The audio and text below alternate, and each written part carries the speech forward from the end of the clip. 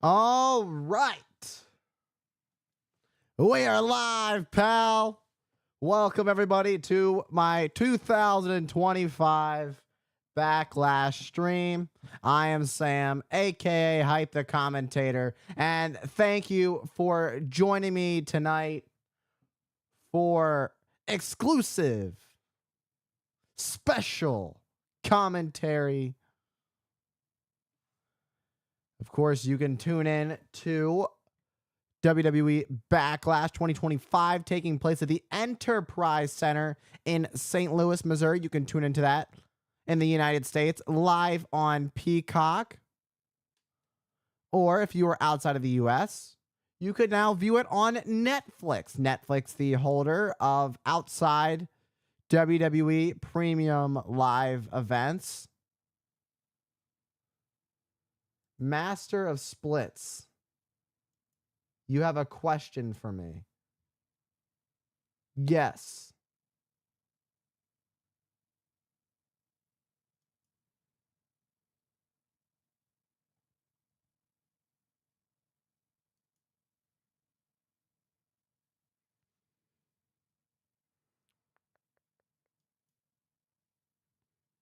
Man, I'm totally about to get trolled.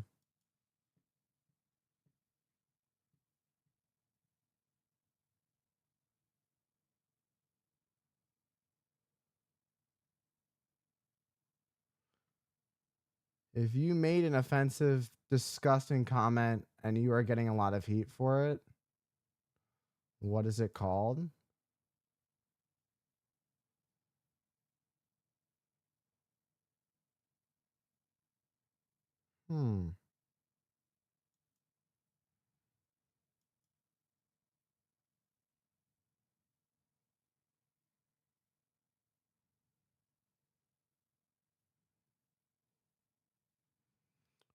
What level of heat are we talking? Are we talking like... I am streaming commentary for Backlash. I'm not quite sure what it's called, but I'd love for you to share the answer with me.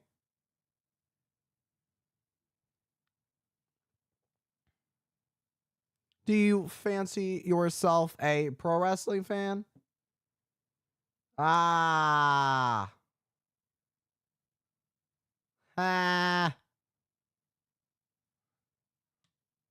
Backlash. I see you.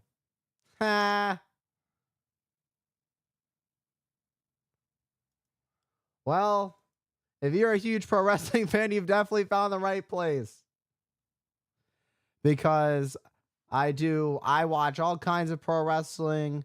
I post commentary on my YouTube channel where I do all kinds of matches from from WCW to WCCW to stuff for the Mid-Atlantic to modern day.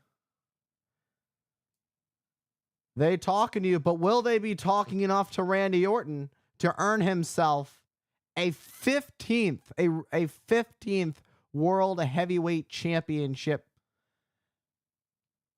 Will those voices lead the Viper, Randy Orton, to a victory against John Cena tonight? Or will John Cena stay on his path? That's the big question.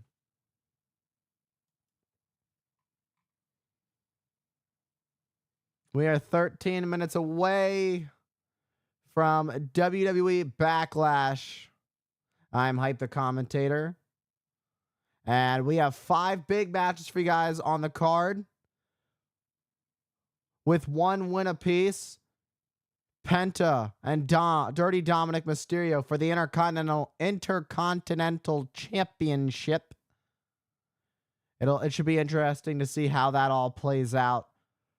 With Penta getting a victory prior to Dominic Mysterio's Intercontinental title win, with Dominic Mysterio having this new mindset as a champion, that mindset being you will do whatever it takes to hold on, even if it means bringing some chicanery involved into the mix to hold on to your title, which we've seen time and time again from Dirty Dom.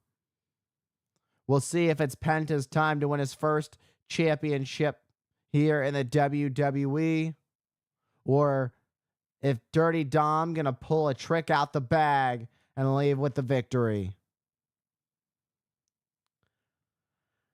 There's a Samoan werewolf on the loose, and he seems to be carrying some extra gold. That being Jacob Fatu, the United States champion, who has his hands full tonight as he defends his U.S. championship against the former champion, the man he defeated back at WrestleMania, the megastar LA Knight. Damian Priest, a man who around this time last year was world heavyweight champion and would love to put some gold on his shoulder. And Drew McIntyre, who found himself being on the receiving end of the beginning of the feud with CM Punk, where things would start to pick up while CM Punk was still recovering up until they could have their first match at SummerSlam. But with that being said, a big advantage for LA Knight, who's got 12 wins this year, the most out of any WWE superstar this year. So LA Knight's ready to go.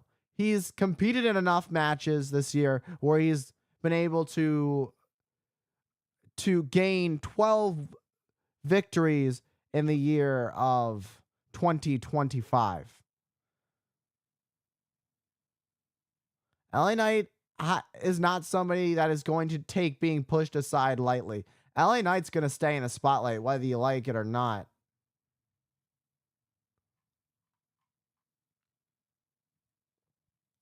And then this one has gotten a little personal. Gunther, after losing the World Heavyweight Championship at WrestleMania to main event Jey Uso, Gunther kind of felt lost. And he snapped and took out Michael Cole, or at least attempted to fully take out Michael Cole. But it was Pat McAfee who would step in between to come to the aid of his commentary partner and defend Michael Cole. And he did so. But the thing is, it just didn't work out in the favor of Pat McAfee and was put out to sleep. And after all the words those two have exchanged back and forth, Gunther sees Pat McAfee as some jokester.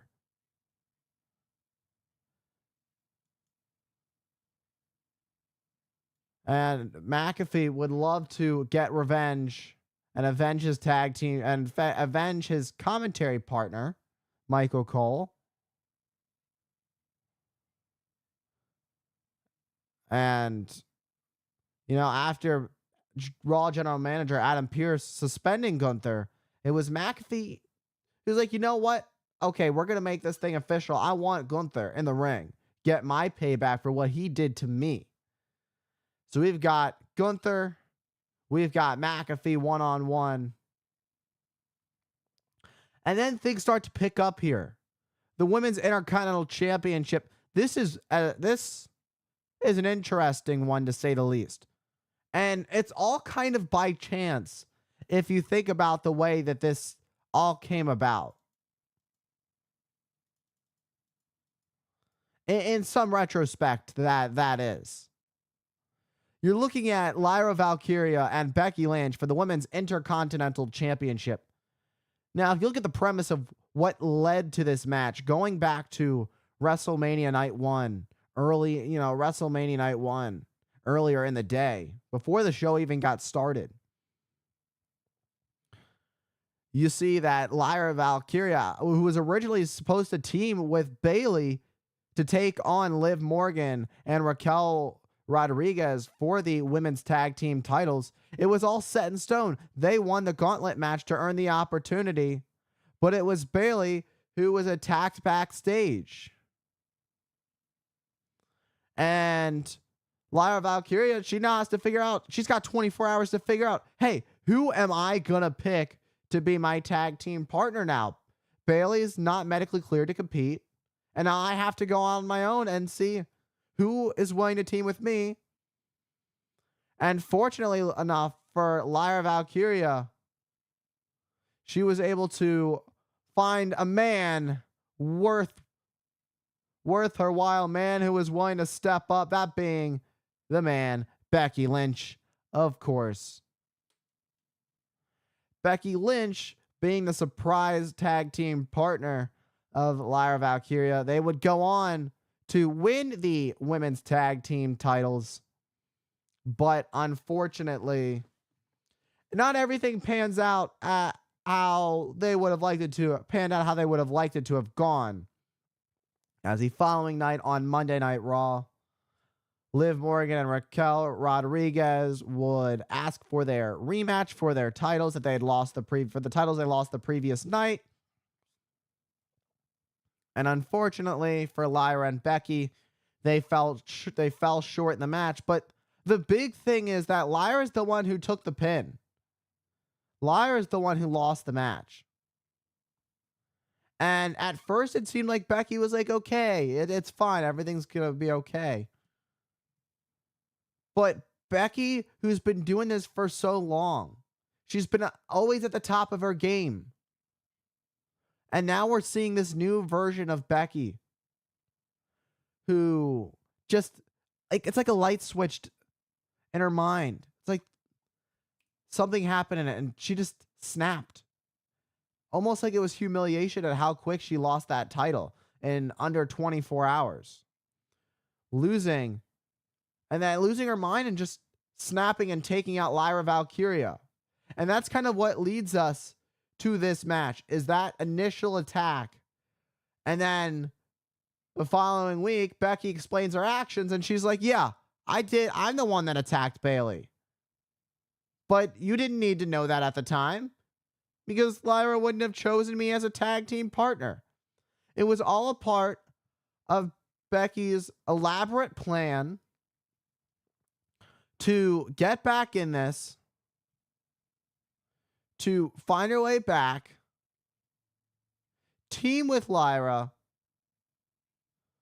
do everything, make it seem like they're working well as a cohesive unit after winning the tag team titles and the rematch.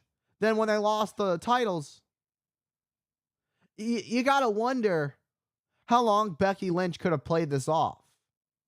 Because what if they hadn't lost the women's tag team titles the next night after winning them? How long does Becky Lynch play that little game with Lyra Valkyria? But we'll find out how things play out between Lyra Valkyria and Becky Lynch. The man Becky Lynch has not had the opportunity to challenge for the Women's Intercontinental Championship. She's been on leave for a bit. But to come back and win a title she's never won, that would be huge for her. And this new attitude of Becky Lynch could lead her to victory. But Lyra Valkyria is no easy opponent. But the thing is, Lyra has looked to Becky as a mentor. And that can be tough. When you have somebody as a mentor that teaches you, they kind of know what your moveset looks like. They know a lot about you. They know your strengths. But more importantly, they know your weaknesses. They know how to use them against you. Because they use that to build, as a mentor, they use that to build you up, to make you better. And that could be a big part of what costs Lyra Valkyria if things do not go her way. But then it comes down to it, to the nitty gritty. We get to the undisputed WWE Championship match between John Cena and Randy Orton.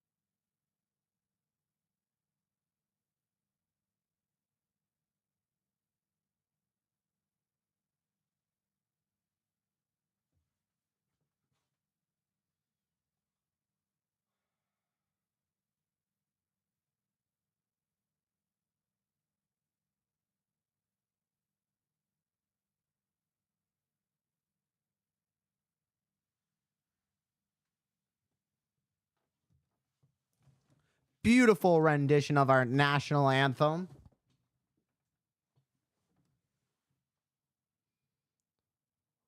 We are about to kick off Backlash in just a few moments. Officially getting this thing started. St. Louis, Missouri, the gateway to the West. So much history. Home of the Cardinals and the St. Louis Blues that play in this very arena that we hold Backlash tonight, the Enterprise Center. Pat McAfee has his hands full tonight as he heads into the ring to face one of the most dangerous people that has ever graced the WWE with his presence. That being the ring general Gunther, a man who's held a title for around 80% of his career. And then Lyra Valkyria looking to get revenge for Becky Lynch turning her back on her. And the man herself, Becky Lynch, looks to win the Intercontinental Championship for the first time in her career. And a man who's set on 15 world championships. We are in his hometown. Randy Orton will take on John Cena.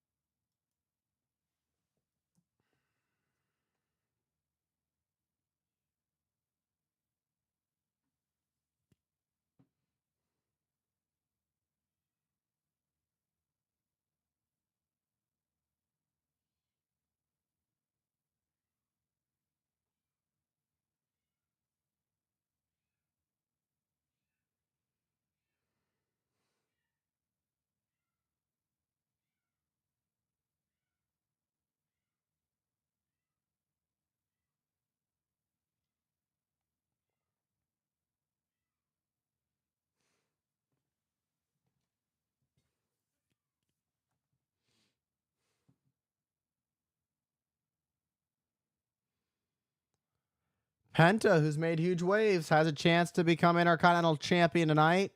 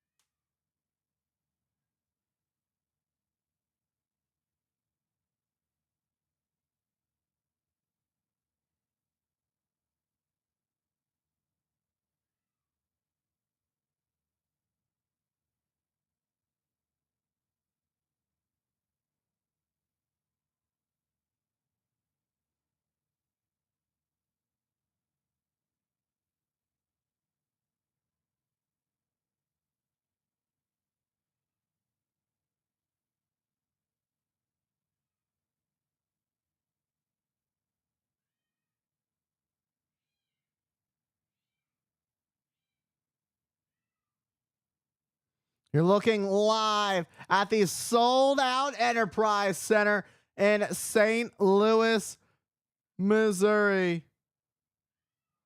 with a sold-out record 17,155 members of the WWE Universe in attendance.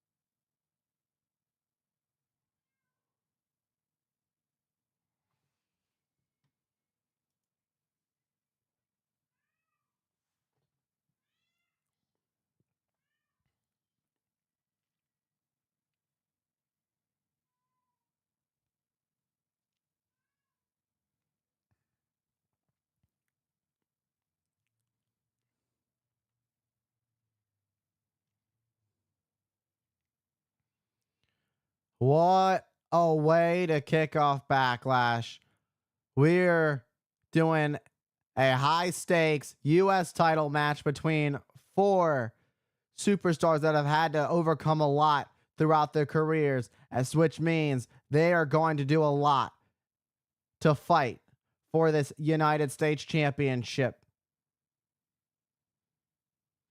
And I am Sam, aka Hype the Commentator, and it is a pleasure to be here for Backlash, to be your special guest commentator, exclusive to Twitch and YouTube, until we can switch from this side of the screen to the other side of the screen. LA Knight, who's got more wins than just about everybody with 12 wins.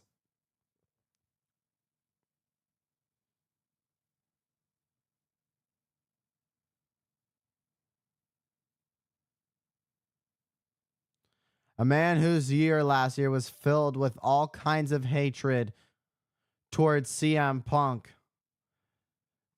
is looking to start his path of redemption that he started with a victory over Damian Priest in the Las Vegas Sin City street fight just a couple weeks ago at WrestleMania.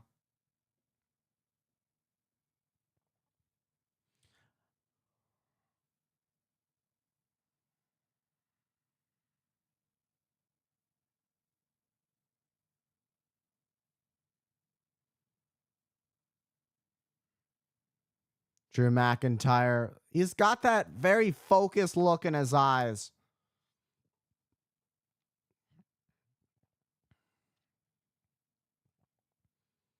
McIntyre, who only held the world title the last time he won a title was WrestleMania 40, winning the world title for 5 minutes and 20 seconds before he let his emotions get the best of him, decided to mess with CM Punk, who joined commentary for specifically Drew versus Seth freaking Rollins.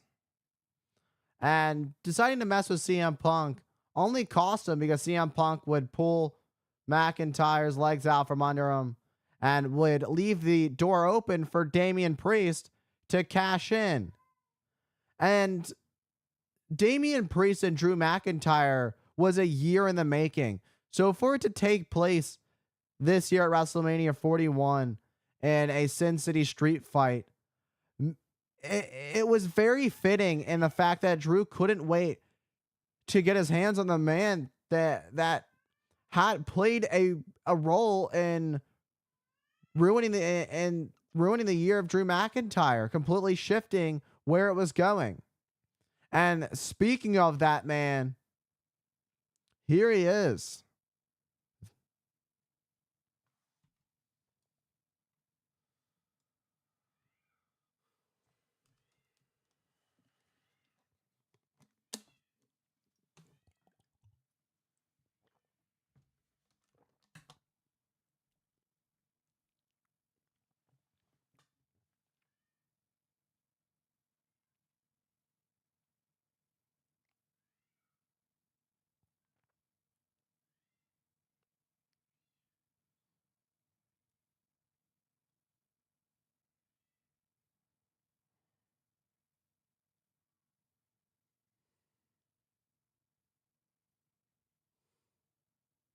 Damian Priest, who is a former U.S. champion in his own right, would love to do it again.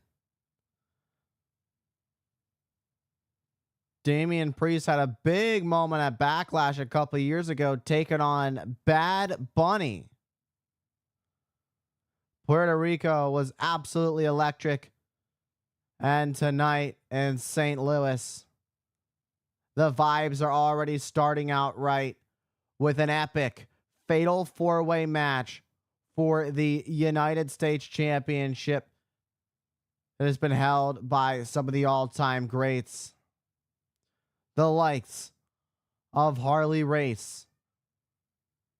The likes of our current WWE champion, John Cena. and so many more. NXT's own commentator, Booker T.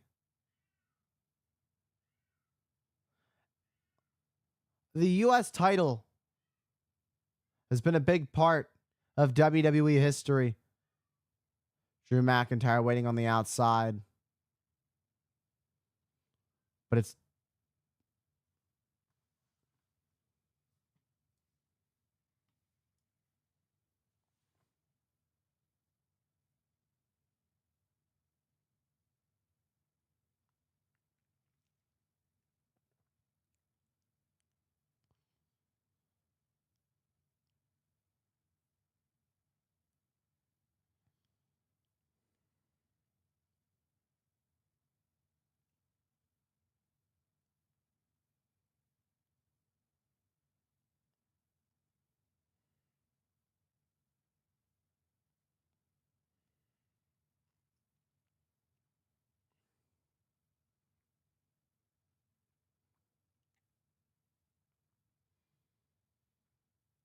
Jacob Fatu, the United States champion. Every time he walks into a room, you can't help but notice his presence. He has a very strong presence, and that is really what led him to this point in his career.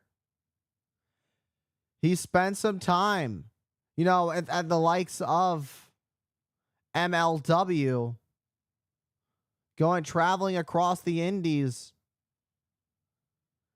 and putting in the work. All four of these men in this match have had their points where they've had to travel. They've had to go up and down the roads, put in the grind to get to this point.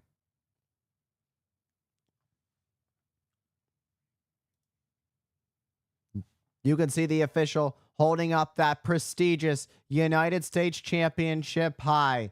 That is what this match is all about. A title that has been held by some of the all-time greats, including when the title was first introduced in 1974. This area knows him very well. The late, great, legendary Harley Race, who is also a former King of the Ring winner. You can call him King Harley Race if you want to. For right now, what we're calling this match is going to be absolute chaos between these four men. These four men have gone through some windy roads, bumps, all kinds of crevices to scratch and claw to get to this point, to the main stage. And after everything, it all comes to this. For the biggest superstars that WWE has to offer, they're hungry. They want to be at the top. They want to be U.S. champion. 3 out of 4 superstars in this match have been or are the current or are United States champion. Damian Priest, former U.S. champion. LA Knight, the previous U.S. champion. Drew McIntyre has held many titles in his career. The WWE title, the world title, the Intercontinental title, the tag team titles. But that United States championship has been on the radar. Oh, Damian Priest thinking south of heaven, trying to block his momentum on Drew McIntyre. And a double. It seemed he was going for a double, but an elbow for Drew. And Jacob Fatu looking for a Samoan drop. And an inverted DDT from LA Knight to counter Jacob Fatu, who kicks out at 2. And LA Knight, who has had all kinds of ups and downs, from being released in 2014 to also doing mocap for WWE. LA Knight's done it all. Great teamwork from LA Knight and Damian Priest to kind of neutralize the big dog in the fight, Jacob Fatu, a man who we've seen time and time again being difficult to keep down, a man who will not stay down. Look at the belly-to-belly suplex from McIntyre to LA Knight and a spine buster for Damian Priest. McIntyre, who's been waiting for this match. And you can see he's in the driver's seat looking to take full advantage of the opportunity with these triple neck breakers for all three of his opponents. And McIntyre kips up to his feet. 275 pounds. Look at the size of McIntyre. But LA Knight's back up. It seemed that McIntyre was going after Fatu, but LA Knight stopping Drew McIntyre. But LA Knight would get caught by Jacob Fatu. Now Jacob Fatu trying to dump LA Knight. What an enziguri from Priest. That kick by Priest, buying Priest some time to get up to the top. Looking for something effective. And a hurricane run off the top, sending Fatu crashing and burning into the mat. And an elevated flatliner for L.A. Knight. And now it's Damian Priest with a double axe handle for Jacob Fatu on the other side. And now it's Priest who has his attention set on the United States champion, Jacob Fatu.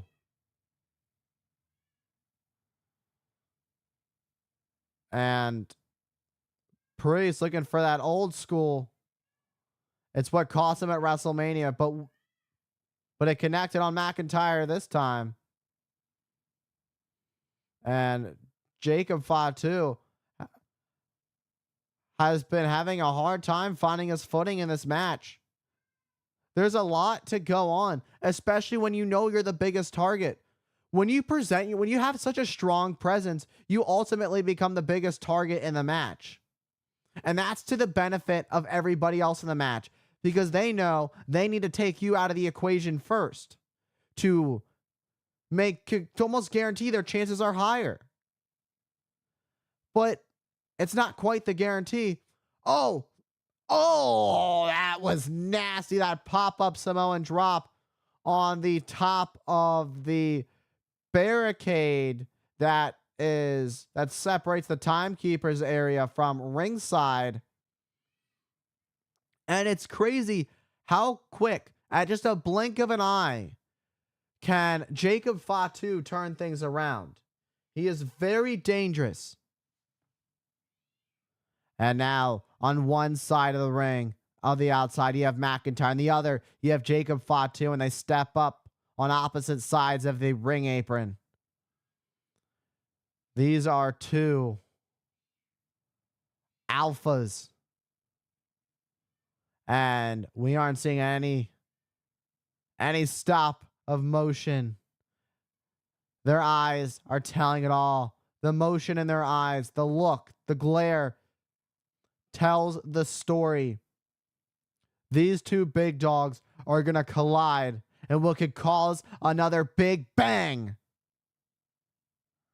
And you heard Drew say, it's you and me, as these two exchange blows in the center of the ring.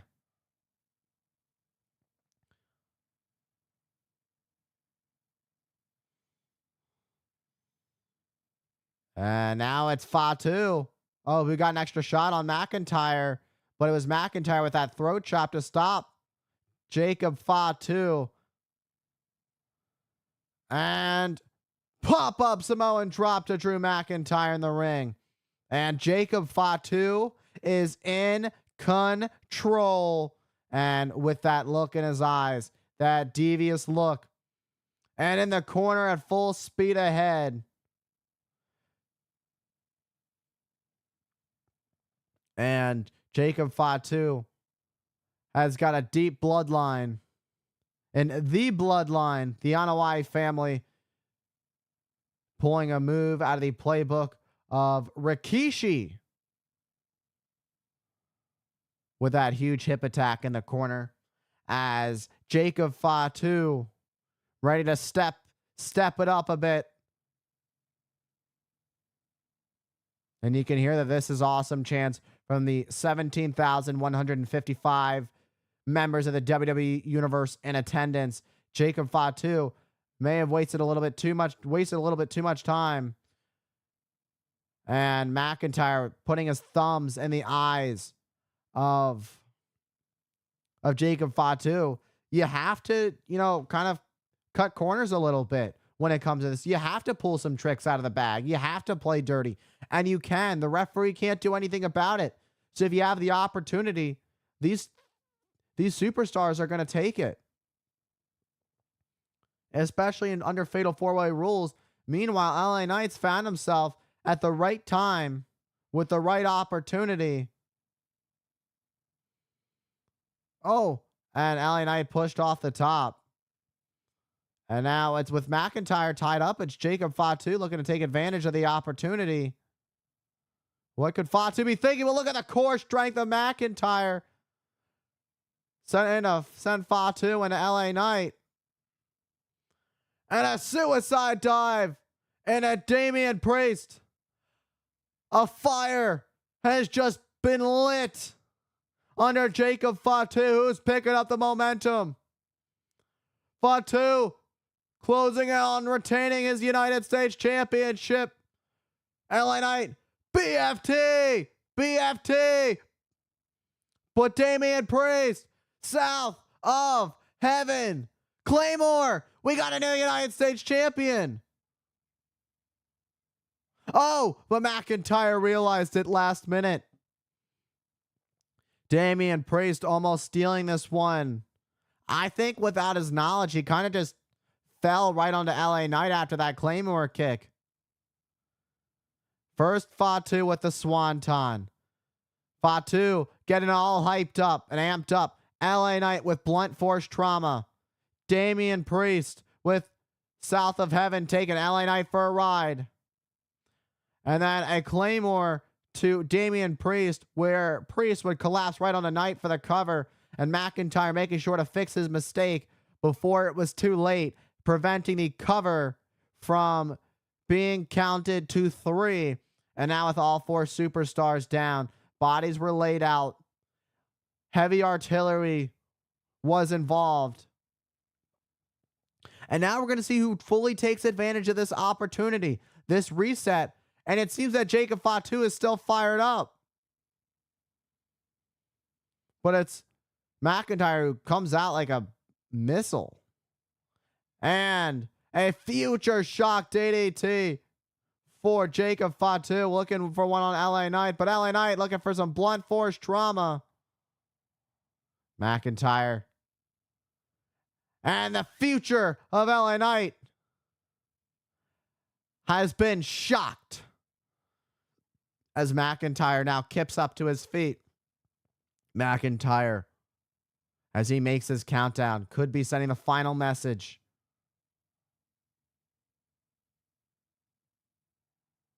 And there it is, the Claymore.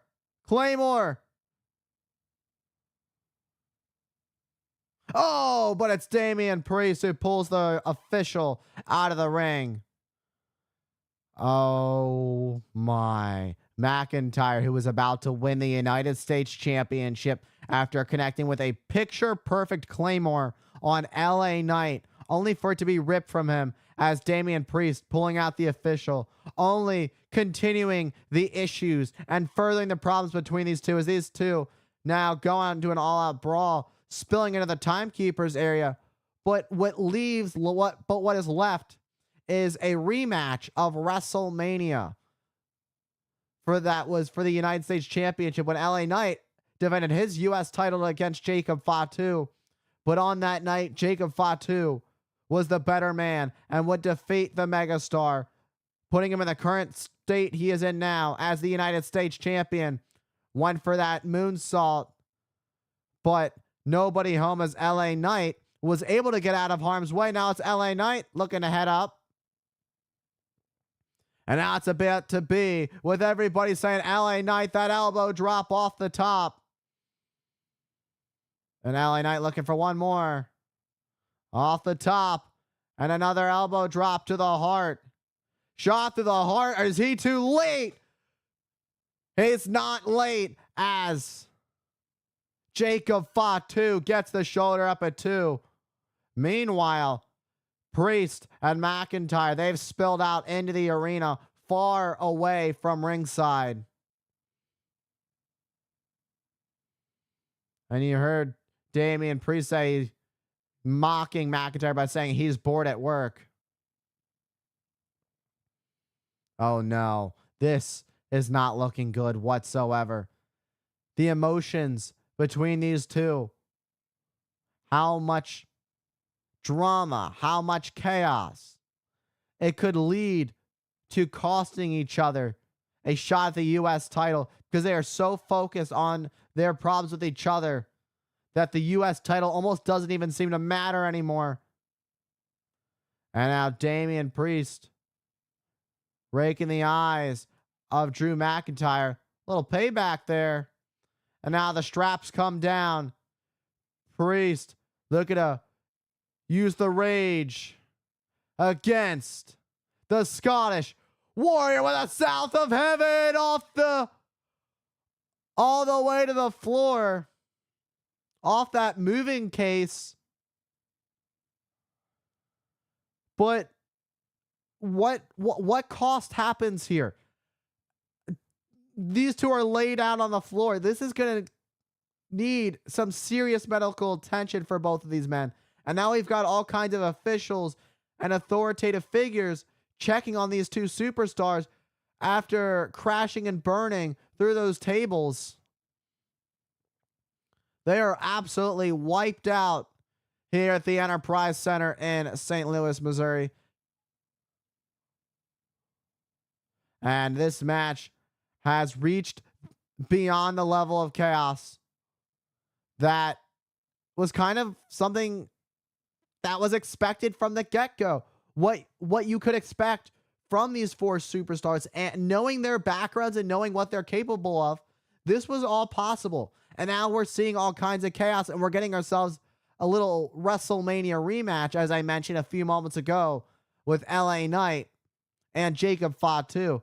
And now as we return our attention to LA Knight and Jacob Fatu, they are right in front of me at the commentary desk.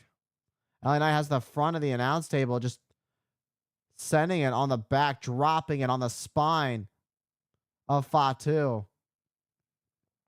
Oh my. LA Knight has something devious, something crazy in mind. This is a make it or break it moment. But look who's here. It's Solo Sikoa. Family family will always save the day. Will always have your back. Solo Sikoa there for Jacob Fatu, his cousin. LA Knight furious. What? That? Oh. One of the biggest. That's Jeff Cobb. Jeff Cobb. I think they have just found themselves that soldier they were looking for in Jeff Cobb, who's now attacking LA Knight.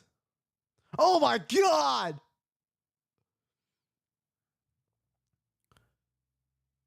With a huge amateur wrestling background. I mean, you could tell purely by the frame of this man. If you've never seen this man, Jeff Cobb, before, do your research.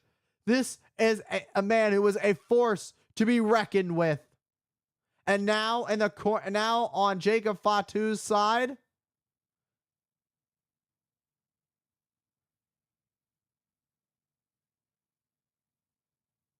it doesn't seem that Fatu's too happy about it. He's been laid out for him. It almost seems like Fatu wanted to do it on his own. The damage has been done, and now Fatu has the opportunity to take advantage of LA Knight.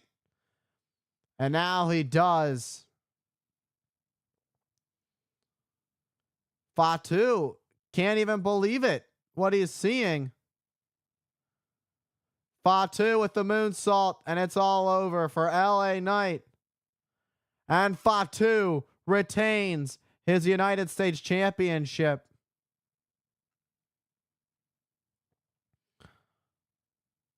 A man who looks very puzzled and at the sight of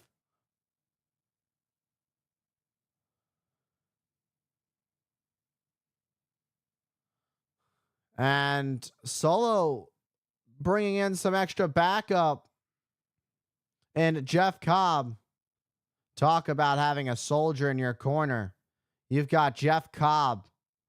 But where does this leave the relationship of Jacob Fatu, Sol Sikoa, and now with Jeff Cobb in the mix? What's next? We're going to get more into this on SmackDown.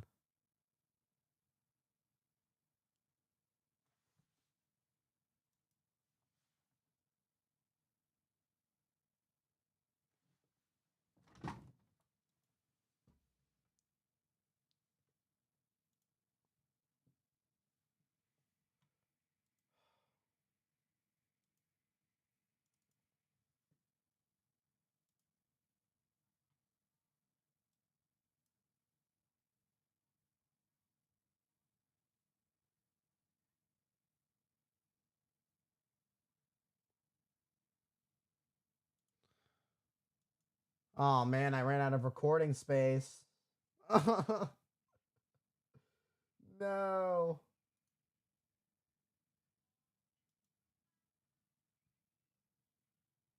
I just ran out of recording space. I gotta move some stuff.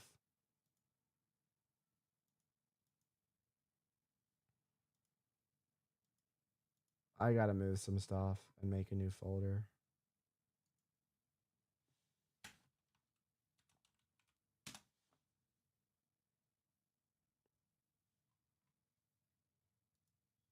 We're gonna go take a quick commercial break.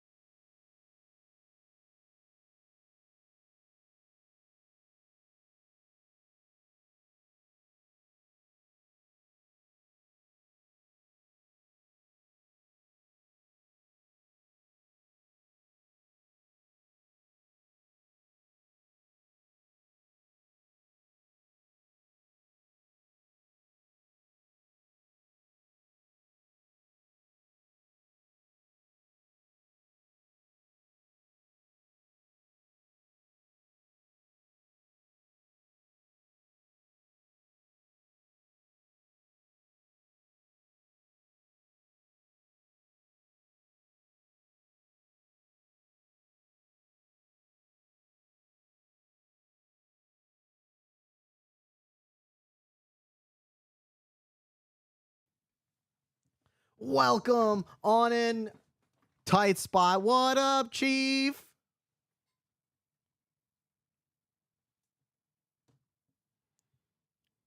It is now time for the Intercontinental Championship to be on the line, a title that Becky Lynch has yet to chase after.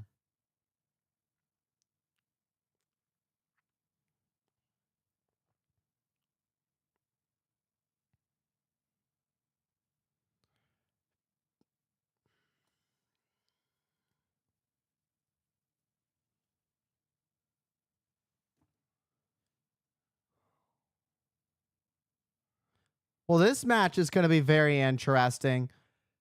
It's been nearly a year since Becky Lynch has had a one-on-one match here in the WWE. But that's not to say she hasn't been getting prepared for it. But there's nothing like doing it. And there's just a different vibe.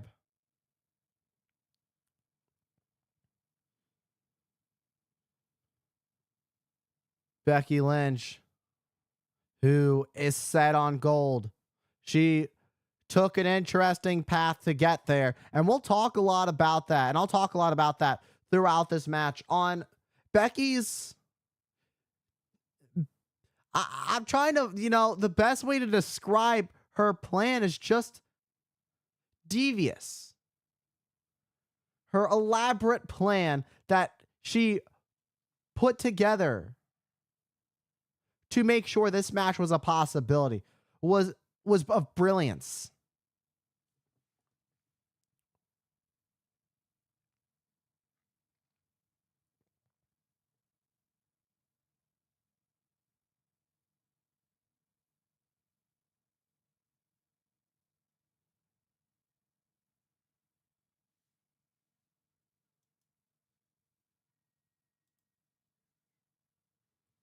With Lyra, who won the tournament back in January to become the inaugural Women's Intercontinental Champion, has held on to it ever since. She is 7-1. And she actually has a victory over Becky Lynch. She is 1-0 when it comes to going one-on-one against the man Becky Lynch. And that's a huge advantage, a huge game boost, if you will, for Lyra Valkyria with that knowledge of already having a victory over Becky Lynch.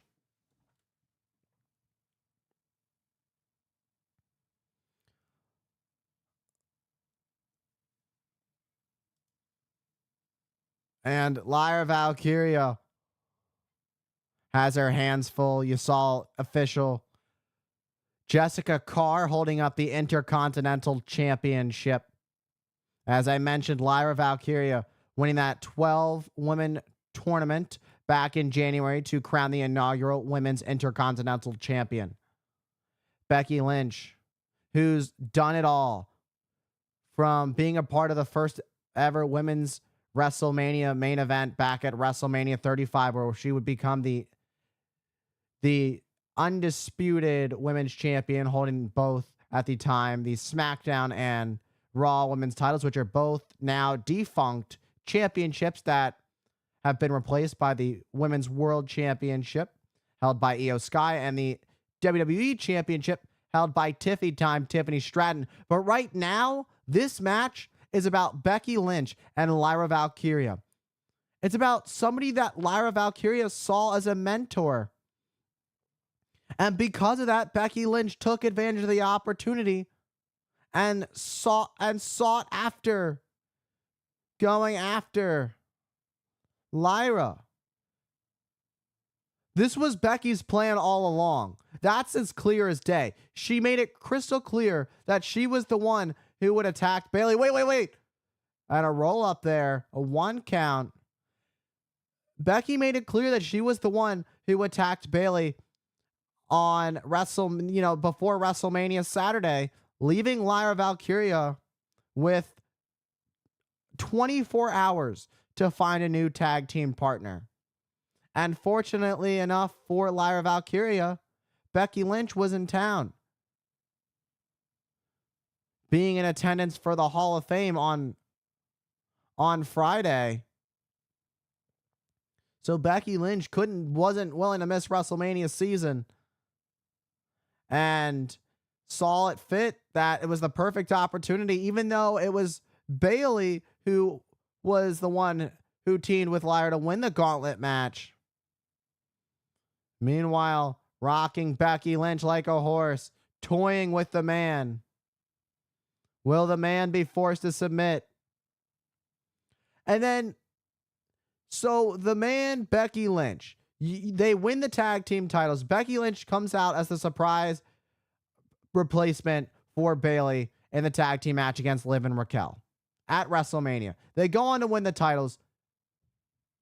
But then you get to the next night on Monday Night Raw as Liv and Raquel get their request for a rematch granted. That it becomes very apparent what things could happen. And that being that it could be an embarrassing moment, that losing the titles after 24 hours. Oh, wait, look at this.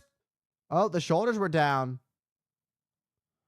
And with that being said, it came down to it, and Lyra ended up being the one that took the pin. But with Becky Lynch already having been the one that took out Bayley, which we would later find out the following week, following the loss of the tag titles for Lyra and Becky, you take a look at that and you realize how long, if they hadn't lost the tag titles on the Raw after WrestleMania, how long would have Becky Lynch put on this facade? How long would Becky Lynch have been playing this little game of pretending to play Lyra's, mentor, before it was time to show her true colors, that she was really after her Intercontinental Championship? But you got to think at some point that Becky Lynch truly cared for Lyra Valkyria. But at this point, Becky has shown no remorse over the last few weeks, ever since losing the tag titles and snapping on Lyra Valkyria. And Becky Lynch has just beaten Lyra to a pulp. Becky, who, as I've mentioned, has done it all, from Women's World Champion to WWE to WWE Women's Champion to Tag Champ. She's done it. And she looks to add one more to her list of accolades.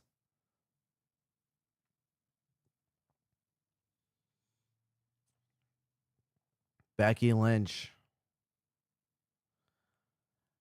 is in control right now. You saw Lyra try to get back involved, try to pick up a little bit here.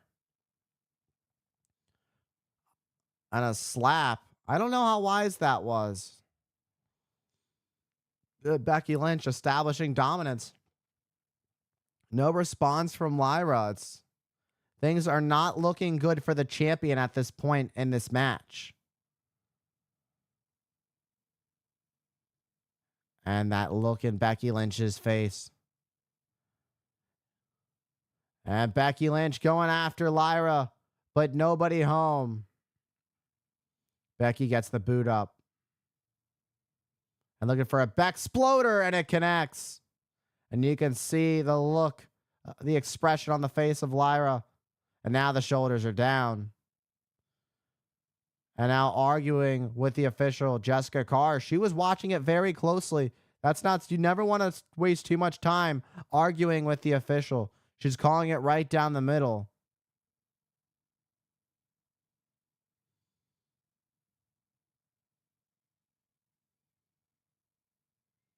And driving the knee into the spine of Lyra, who was hung up there on that bottom rope. It's a perfect opportunity for Becky Lynch to take control, to add more.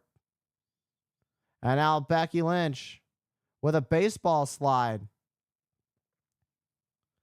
And Lyra Valkyria, the last, like as mentioned, Lyra, Becky, their last encounter in a one-on-one situation. It was Lyra who got the victory.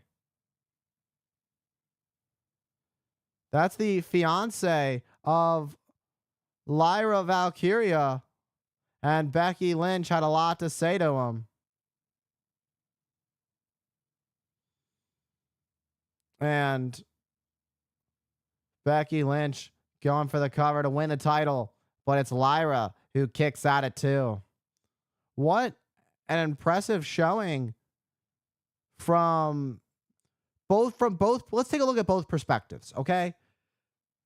Becky Lynch has been very dominant throughout this match. But at the same time, on the opposite spectrum, you look at Lyra Valkyria, who's showing a lot of willpower when she has been through a lot, still finding the willpower to stay with it. Now that she's being pushed around, what you're seeing right now, she's being pushed around. And Lyra, with defiance, with willpower. Becky Lynch disrespecting. Looking for a back exploder. Another one. But Lyra rolls it around.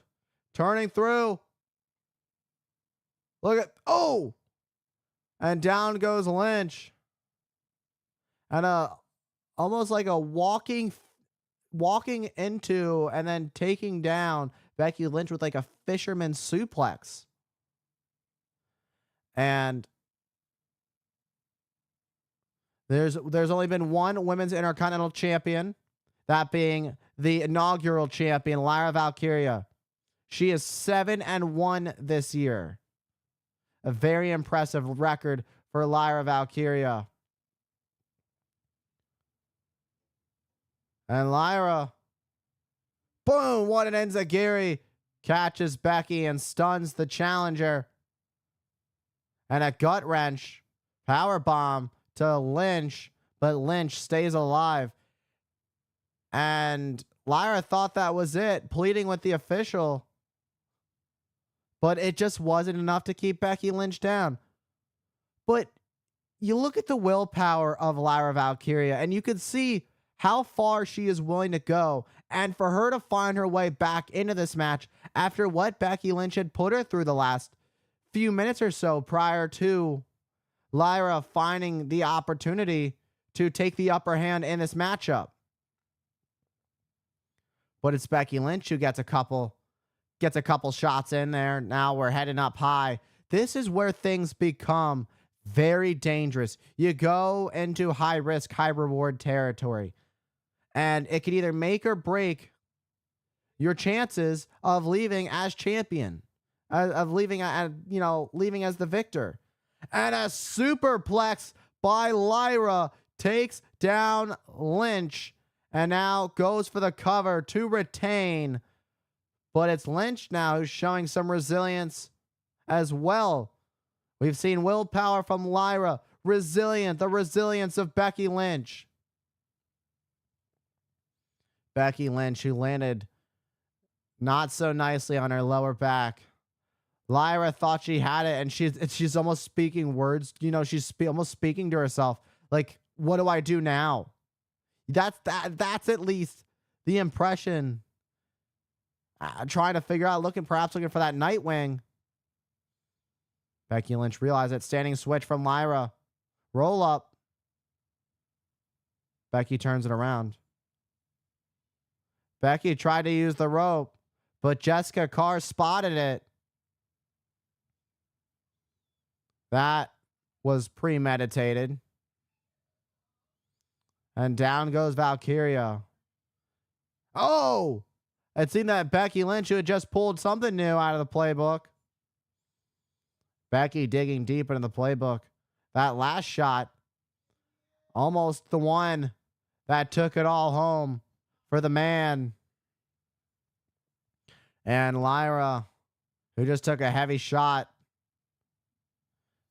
And the 17,155 members of the WWE Universe trying to rally behind Lyra Valkyria. Meanwhile, it's Becky Lynch who's fired up, looking to take advantage, looking to end this once and for all. Looking for the manhandle slam to close this out, but Lyra counters, sends Lynch into the corner. but nobody home as Lyra went after Becky. But getting Becky caught up and sending Becky to the outside onto the floor. Now it's Lyra up and over. High cross body takes the challenger out. And now Lyra, who sends Becky Lynch back into the ring. Lyra up at the top. Looking to fly. And the leg drop to the back of the neck of the man. And now just going to go for a cover. That split of hesitation between going up to the top and going for the cover is what cost her right there. Stumbling, just the thought of the fact that Lyra Valkyria, who I'm at a loss of words for, having this big opportunity, you can't afford to make mistakes. Losing your words at the thought of seeing, the champ making some mistakes, and it does happen.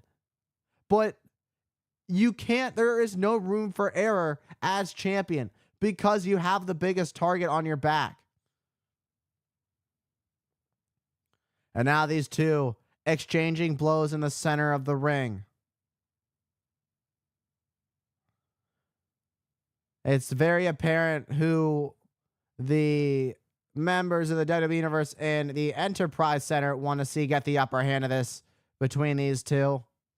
Becky countering. Becky Lynch takes down, looking for the armbar. Lyra trying to fight free of it. And Lyra able to turn it around now. Now it's Lyra who's got an armbar on Becky Lynch. How apropos would this be? But, of course, Becky Lynch, somebody who knows the armbar submission hold very well, knows how to get out of it as well.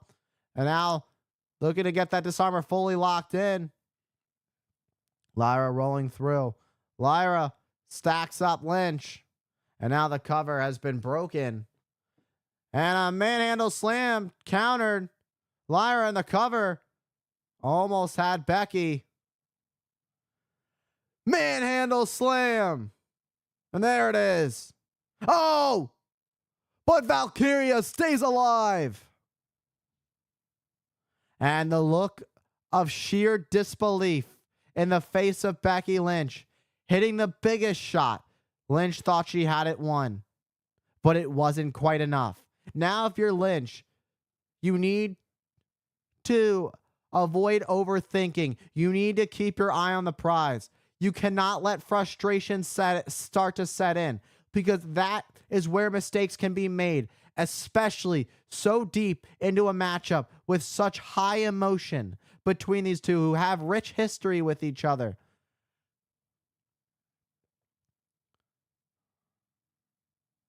And talk about having your confidence boost just completely cut in half based on that kick out.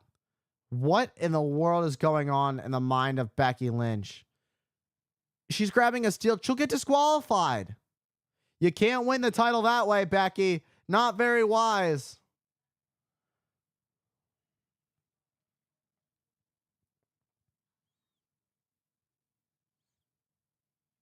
But now the official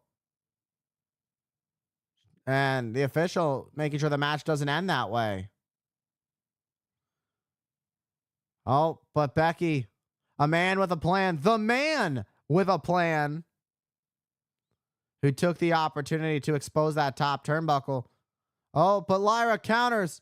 Oh, Becky blocked it. Nice German. Oh, what a spin kick from Lyra. And Lyra, moonsault connects. Will it be enough? But it not quite enough to keep down Becky Lynch. Becky Lynch kicks out. These two are dishing it all out. They're not holding anything out of the playbook whatsoever. Making sure that they leave everything on the mat. Everything they can dish out, they're doing. They're not going to risk the what if I had done this, would I still be, or would I have won the Women's Intercontinental Championship? And for Lyra Valkyria being the champion, she has got the heavier weight on her shoulders in the most literal sense at that point. But Becky Lynch, who sent Lyra, what? Lyra was sent into the exposed was it the exposed turnbuckle? And then another manhandle slam, only for Lyra to kick out once more. Whatever the outcome of this match is, whether she wins, whether she loses, you cannot deny what Lyra Valkyria has done as the Women's Intercontinental Champion. Jessica Carr realizing it. Gonna went for another manhandle slam. And a Nightwing. And a Nightwing. And the ref out of position, allowing Becky Lynch to kick out at the last split second. You see, the veteran, Becky Lynch, thought of everything. Becky Lynch knowing that the official was going to try and fix the turnbuckle because the official wants to keep this match fair. With the Nightwing having been connected, the big shot of Lyra nailing picture perfect on Becky Lynch, center of the ring. And the count beginning just a split second too late because the official was out of place trying to fix that top turnbuckle. And now looking for one more to leave nothing left in the playbook. Lynch looking for one more manhandle slam, but it's Lyra who rolls through. Becky kicks out. Oh, what a thumb to the eye, and the official didn't see it. Rolling up. Lyra now with a cover. Oh! Lyra got her! Lyra got her! And Becky just completely ticked off. Lyra retained.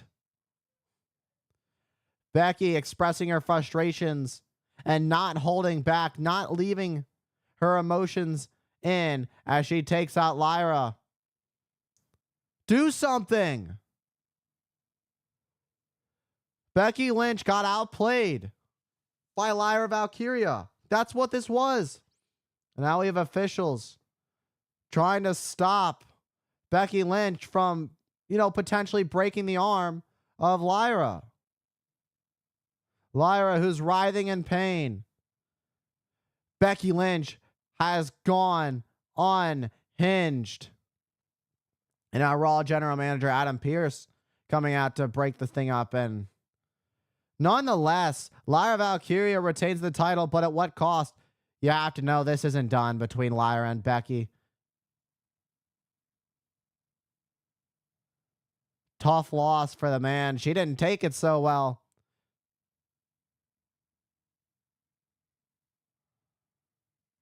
Becky starts to brood. Becky brooding her way to the back. It was one hell of a match.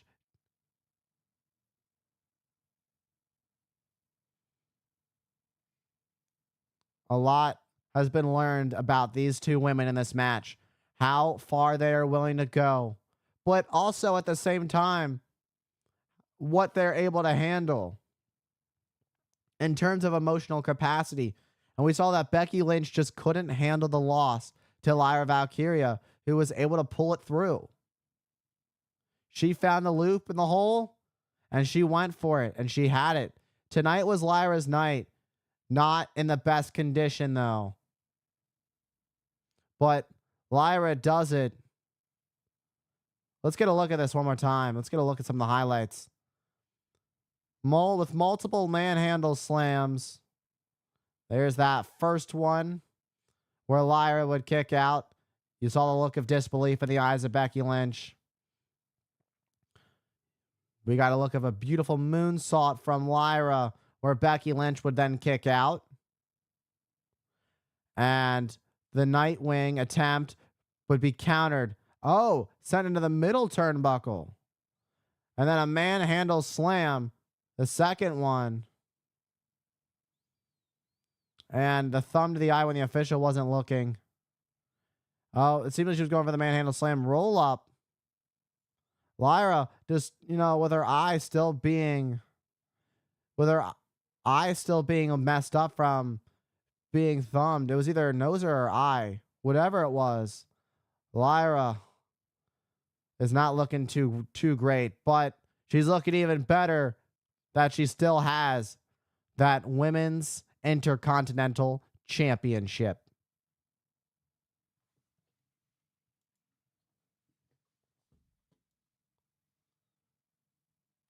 Demand versus the Bird. That's right, Tight Spot. That's right. That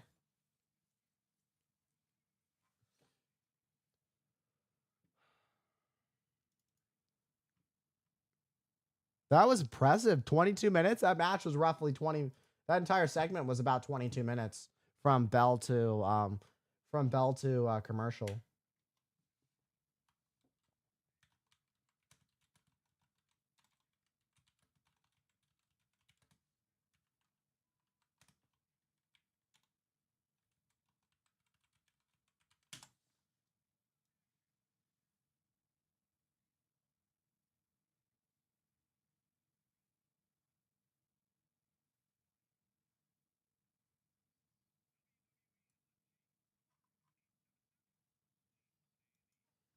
All right.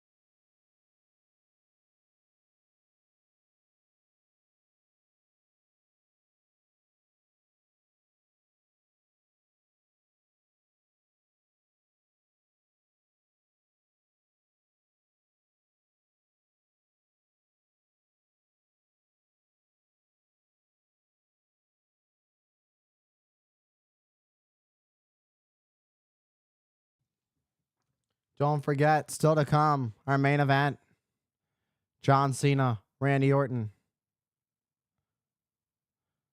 25 years of history between these two.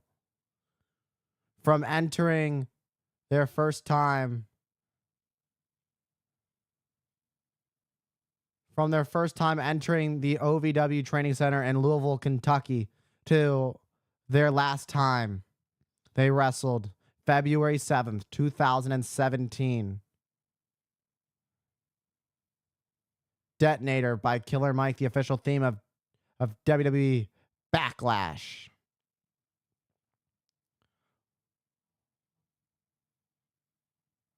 And the Intercontinental Championship is on the line. Dominic Mysterio, who's only held the title since April 20th. April 21st. Yeah, April 20th. Saying that he's already the greatest Intercontinental Champion of all time. But when we come back, it'll be Dominic Mysterio and Penta for the IC title.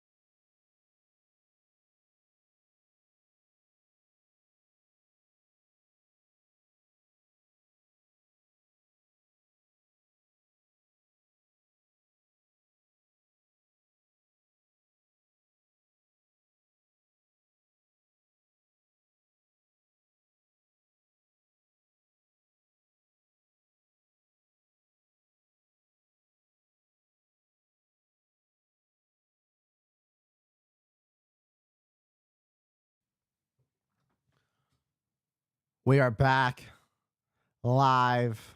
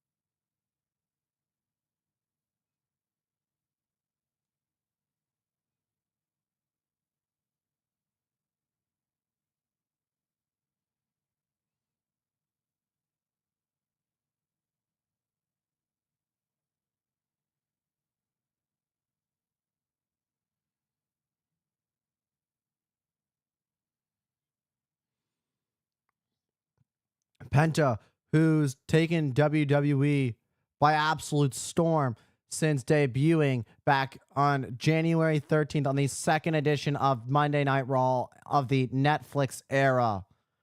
Penta has truly brought the level. He's brought up the game, making sure everybody steps up because he's truly bringing the best. Penta, a world-traveled superstar. He's done all of it. Been all over the world. From AAA to TNA to the WWE. All over the world. I mean,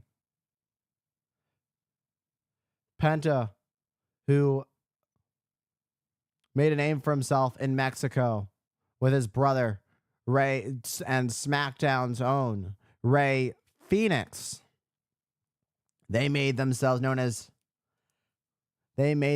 known as one of the greats in the tag team division down in Mexico.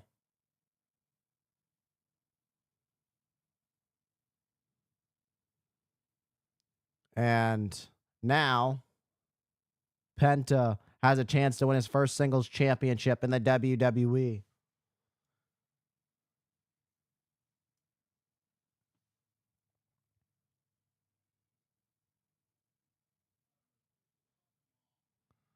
And look who's with Dirty Dom.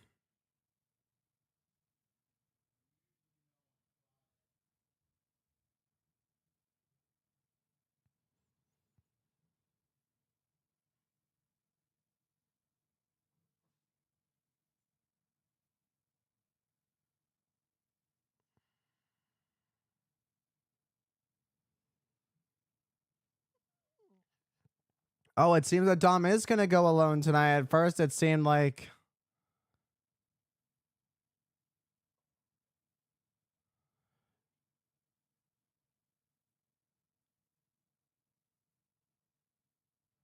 And Dirty Dom paying homage to his godfather, Psychosis, with his gear tonight.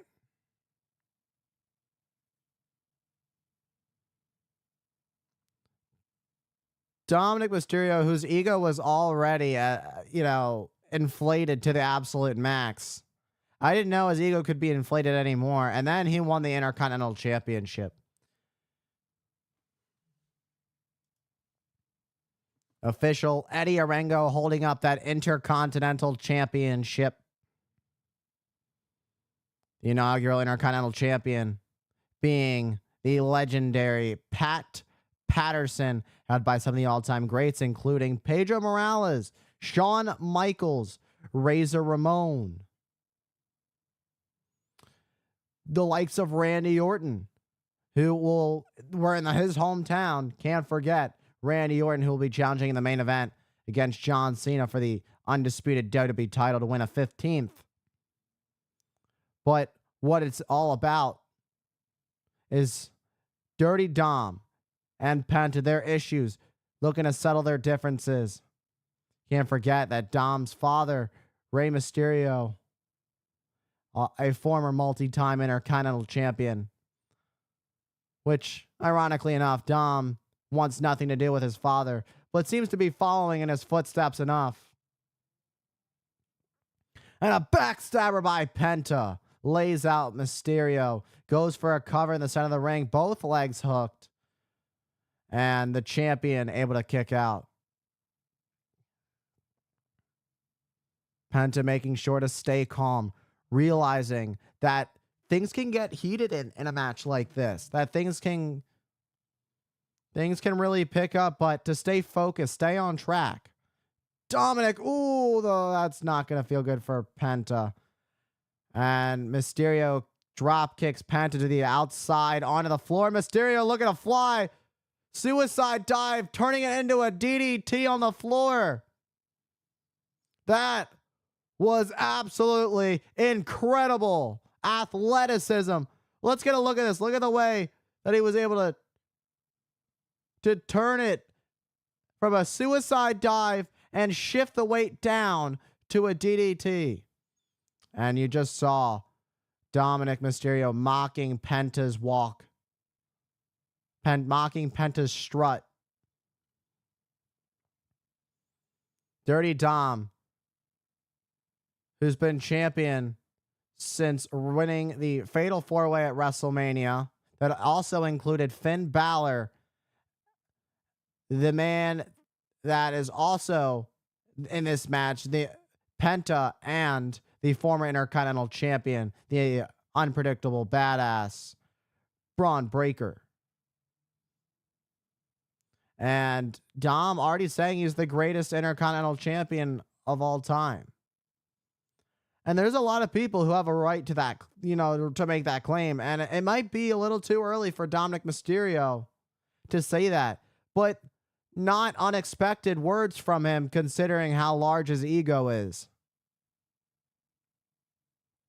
Up and over senton to Penta as Mysterio goes for the cover after pulling the leg back for added leverage, but not quite enough of what Dominic Mysterio was looking for to keep Penta down for that 3. And again, Dominic Mysterio is all about those mind games, all about mocking his opponents. And now it's Dom who's just viciously throwing some rights and lefts at Penta. And, Penta, great ring awareness. As Dom went for the cover, Penta immediately grabbing the bottom rope, realizing where he was. And Mysterio doing what he can to break down Penta. Penta has done some incredible things, including Penta being a former TNA World Champion.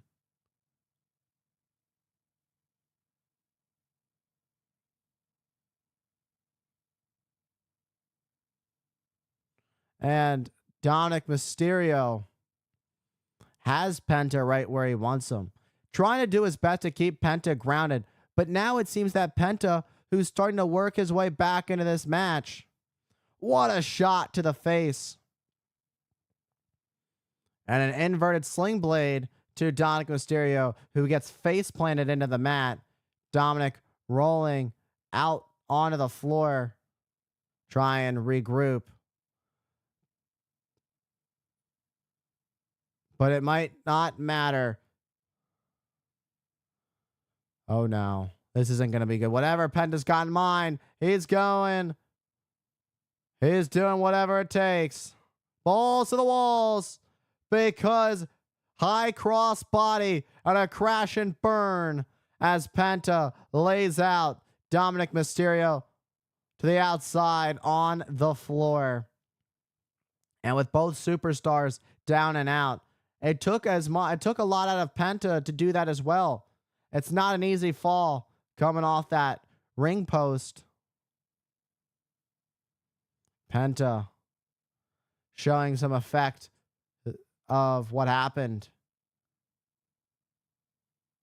You can see that it affected Penta almost as much as it did to Dominic Mysterio. Now Penta once again up at the top, but Mysterio with a kick to the midsection.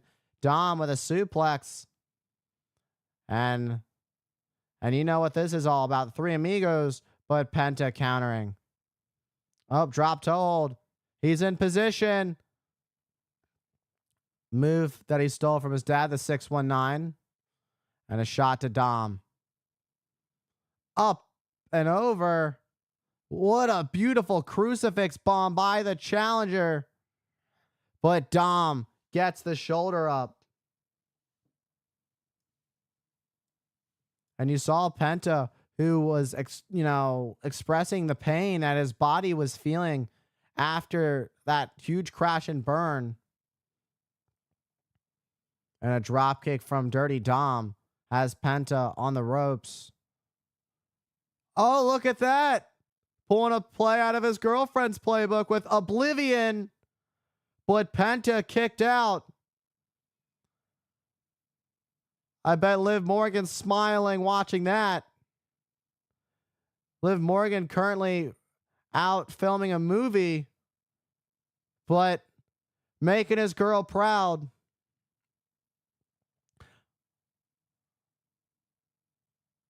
And an enziguri from Penta. Up at the top. Dominic drops Penta to the apron, but Penta able to send his feet. This has been a great match, been a great night so far. Enziguri. Oh, no. No, no, no, no, no. Oh, my God. A Mexican destroyer on the ring apron. Absolute brutality. Oh, come on. You had to know, but honestly, I'm not surprised. Carlito distracting the ref so that the rest of Judgment Day can get involved. And now, oh, gonna grab a chair. Uh-oh. Finn took a little too long. Balor had it. And now the official's sending him out of here. Finn Balor took a little bit too much time. And then in the end, it cost them. It got them all sent out of there. But that's to Penta's benefit. Penta up and over the official. Tope con hilo takes out Carlito. And J.D. McDonough. And now Penta, who's struggling to get back into the ring, showing the wear and tear of this match. What a beautiful super kick. Takes out Dirty Dom. Balor, who's on the apron. Oh, come on. Chad, whatever it is, El Grande Americano. Oh, come on. The new WWE Speed Champ, of course, this is how it was going to end. And Mysterio retains. Obviously, that's got to be Chad Gable. Bruh.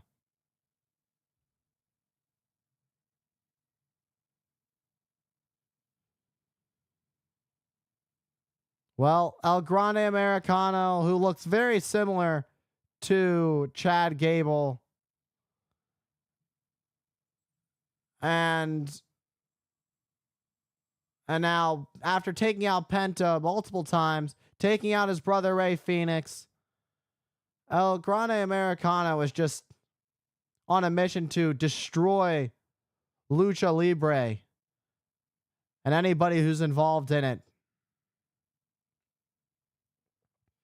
And allowing Dominic Mysterio to capitalize with a frog splash to take out Penta.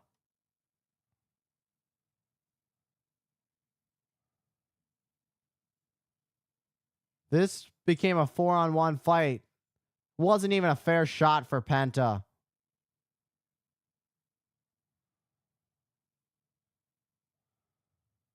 And Dirty Dom, nonetheless, is still the Intercontinental Champion.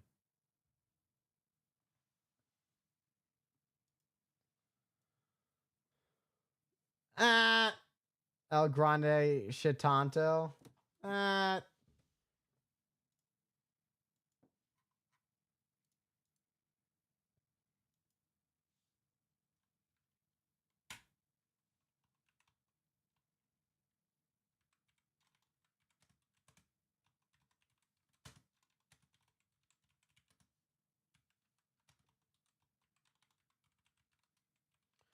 I mean, it was a solid match. I mean, it was more of a story based match than a match itself.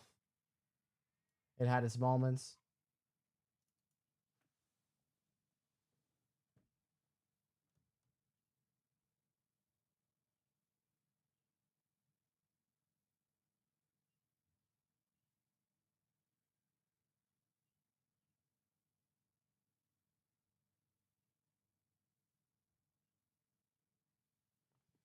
All right.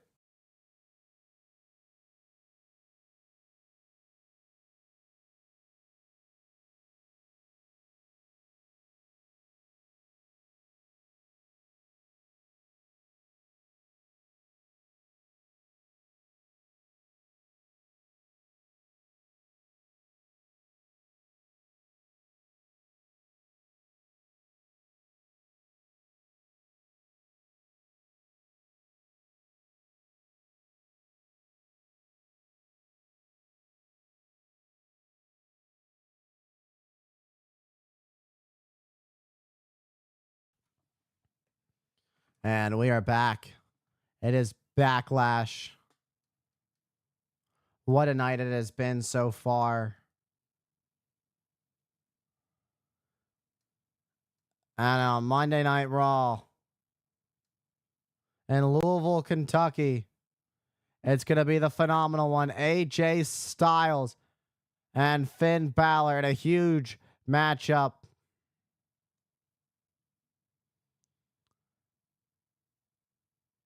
And with a chance to further themselves in the tag title division, the War Raiders and American Made go head to head. Io Sky and Rhea Ripley team up to take on Roxanne Perez and Julia, the two newest members of the Red brand.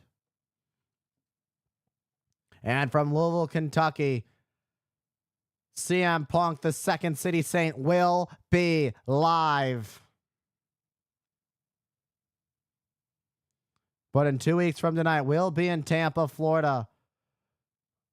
Saturday night's main event returns live nationwide, 8 p.m. Eastern, 5 p.m. Pacific. 2 weeks from tonight with a world title on the line. Main event, Jey Uso defends his title against the Maverick, Logan Paul. It was 40 years ago, May 1985. Randy Orton, his father, the legendary Cowboy Bob Orton, and Hulk Hogan head to head. And then Mr. T and Rowdy Roddy Piper, the late great Rowdy Roddy Piper, getting involved. And speaking of the legend killer, legend killer, Viper, Apex Predator, a man who has had many iterations of himself throughout his illustrious career, Randy Orton. We are in the hometown of the Viper. Randy Orton, who is currently tied with his own mentor, WWE Hall of Famer Triple H, for 14 world titles. Randy Orton would love to make it number 15. And Karate Kid Legends section here at the Enterprise Center in St. Louis.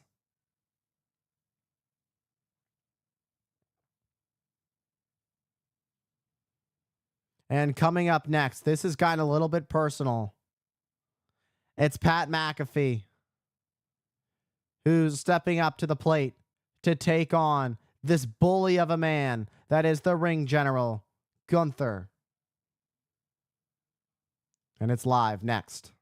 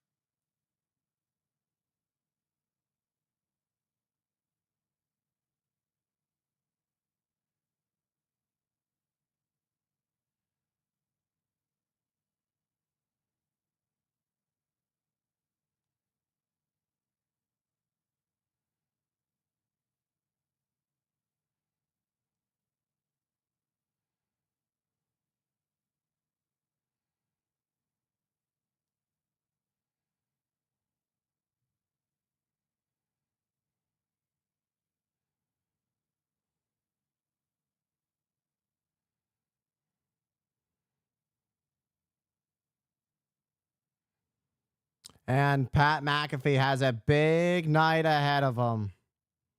This could either be really good for Pat McAfee or go really, really wrong. It could be a repeat of when he got laid out and put to sleep by the ring general Gunther. It could be really good or really bad. But what I will say is that Pat McAfee has won 3 out of the 4 of his last matches. Pat McAfee has competed in 8 matches during his tenure with the WWE. And every time Pat McAfee steps inside the squared circle, he gets better and better. And this time there's a lot at stake for Pat McAfee, defending legendary commentator Michael Cole. Looking to avenge somebody he considers a close friend, his commentary partner.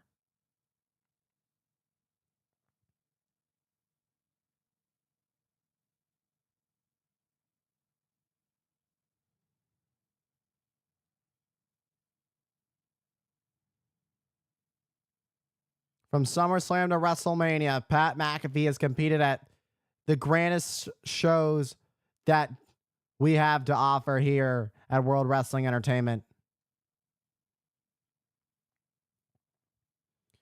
Gunther, who took his frustrations out first on Michael Cole, and then it would be Pat McAfee would step up to the plate and defend Michael Cole.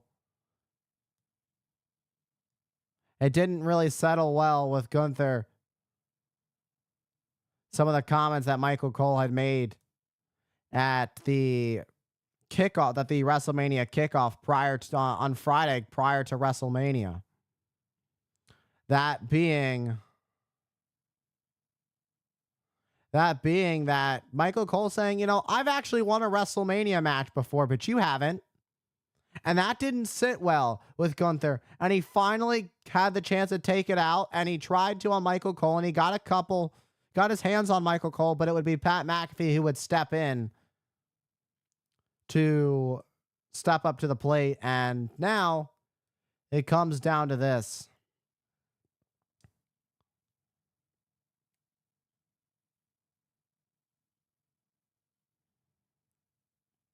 You got to wonder, where does Gunther go from here?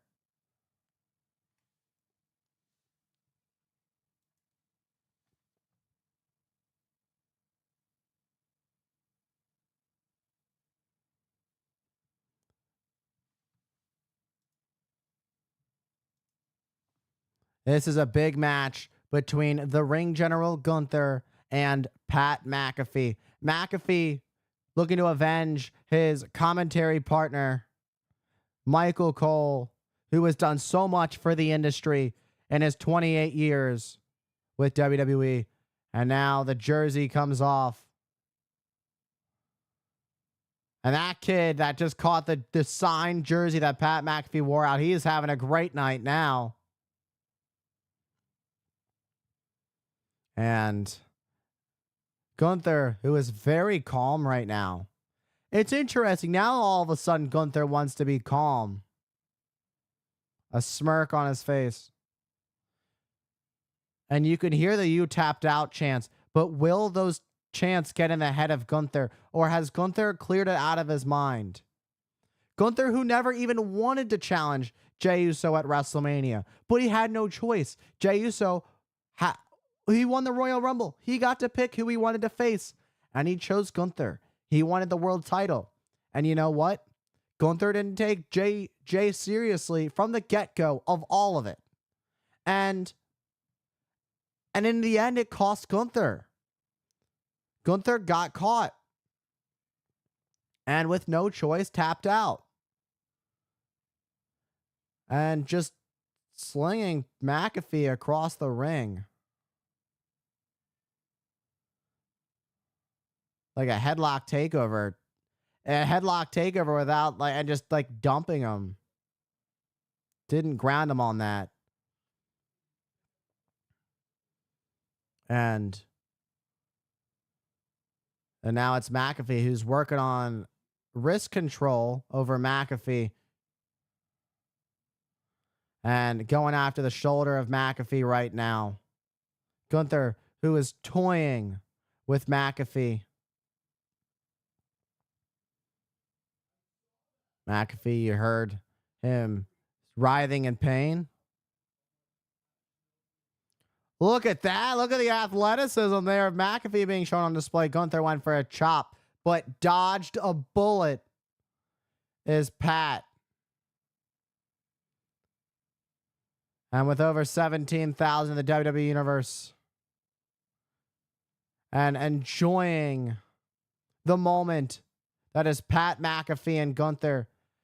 We've only had the pleasure of seeing Pat McAfee compete inside the squared circle only a few times. But every time, Pat has made sure to make the best of it and show just how serious he is about it. And now a rope break has been forced. And Gunther just patting the head of Pat McAfee. And a right from McAfee. And Pat, you saw a little bit of an experience there. But Gunther with a thunderous chop. Gunther, who's been doing this for a very long time. I mean, he earned his stripes. He earned being the ring general. There's a reason that he has that moniker. Pat can't get fancy with it at all. He just needs, if he can find anything, he's going to have to use it. And now going for some shots, going for some lefts, going for some rights. Time to throw some haymakers in. This now a chop to Gunther. Uh-oh. Gunther once more. Gunther, it's almost like he's absorbing it to deliver an emphatic chop that drives McAfee right into the mat. And this is not looking too good for Pat whatsoever. But there was a huge possibility of it going this way.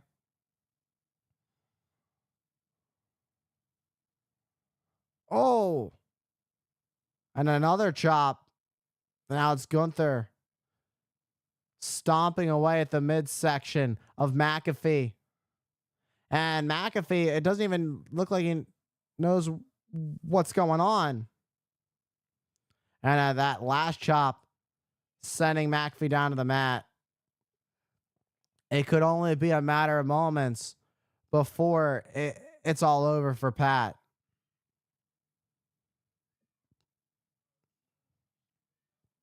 Gunther looking to put McAfee down, but wants to make sure he inflicts as much pain.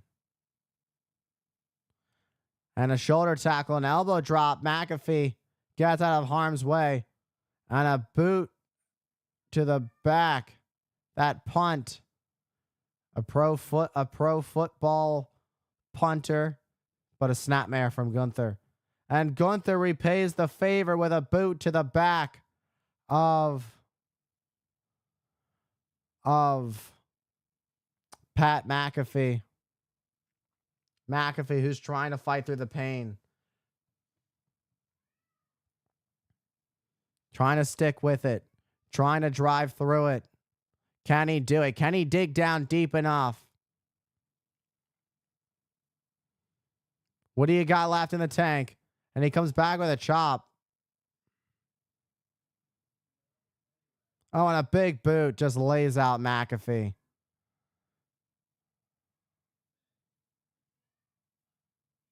And now Gunther's trying to toy with Michael Cole, telling him to get in the ring.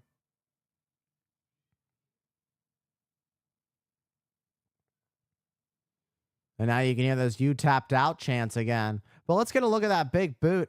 It almost looked like a tooth flew out for a second. Gunther, now it's getting in the head of the ring general, the "you tapped out" chants. You can see the frustrations on his face.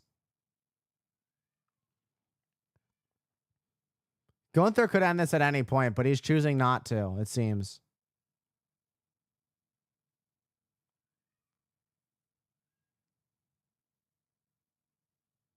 What a slap. That pissed off Gunther. Gunther with a German suplex. This is just a mugging. If you're just going to do it, I would do it at this point. If I'm Gunther, I would just end it. It's done. It's set and done. You don't have anything to prove. He's already embarrassed him. And there it is. There's the sleeper. This is what he did to McAfee. McAfee trying to break free. It seems he's trying to fight free of it. McAfee breaking the lock of and makes it to the rope. But another German suplex.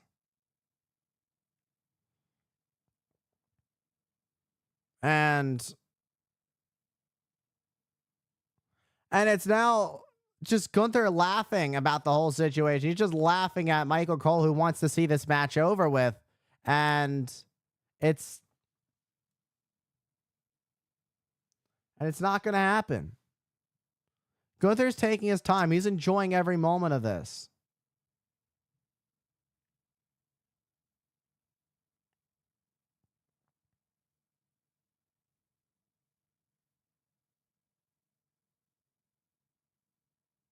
And now he's got a front chancery.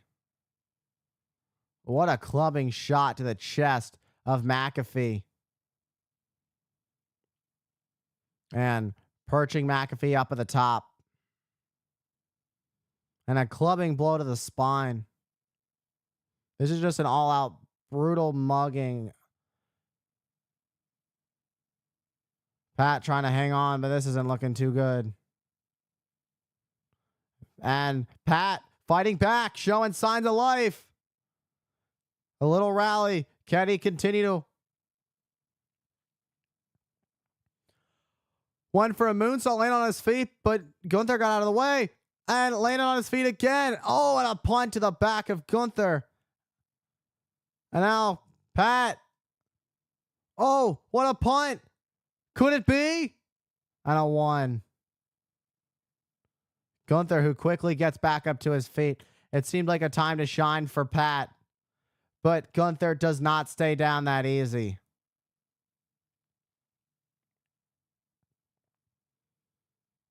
And a slap to Gunther. Gunther once more, though. And again, Gunther, who's just asking for it. It's like it's feeding him, like he's being fed dinner. He's just asking. Pat got a big chop in there.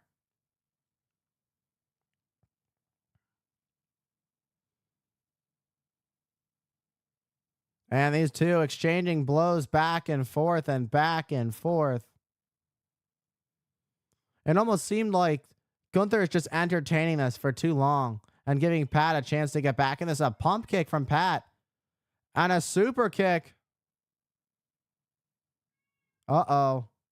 And gets caught. That's it. Good night. And there it is. But he's not going to end it. Gunther's not done. And that's it. Now it's done. Okay. Now the Boston Crab. Will Pat tap? Or will he stay in it?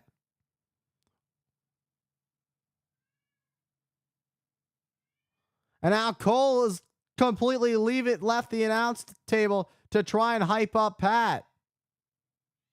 Trying to bring Pat back to life. But now an STF. Oh, crossface. Something. Gunther wants to beat down McAfee before he considers his next submission hold. First it seems like he was going for an STF, then in position for a crossface, but decided elbows for... Oh!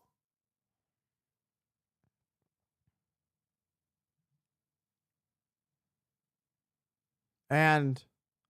Uh-oh. Things are not looking good for Michael Cole.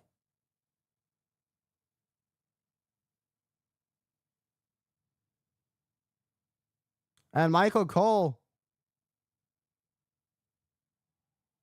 Oh my God. And a boot. But saved Michael Cole.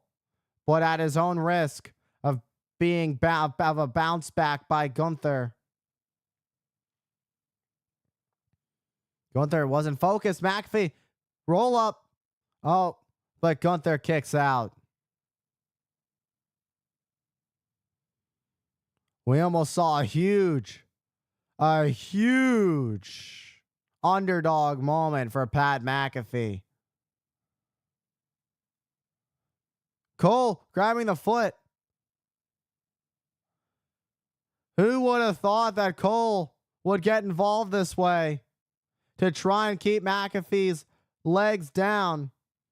And now it's McAfee looking for a sleeper. Could it be shades of WrestleMania when Jay made Gunther tap? But instead, it's a lariat that turns McAfee inside out.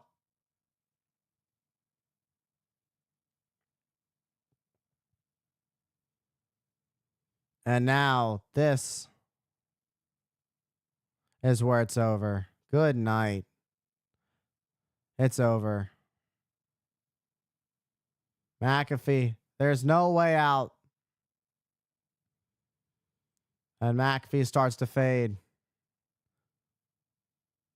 He's trying to fight. Oh, now looking to trap the arm. That's it. That's it. It's over. Oh, wait. He's not done. It seemed that he was done for that second there, but Pat is not quite finished. I don't know where he's finding the willpower to do it, but he's doing it.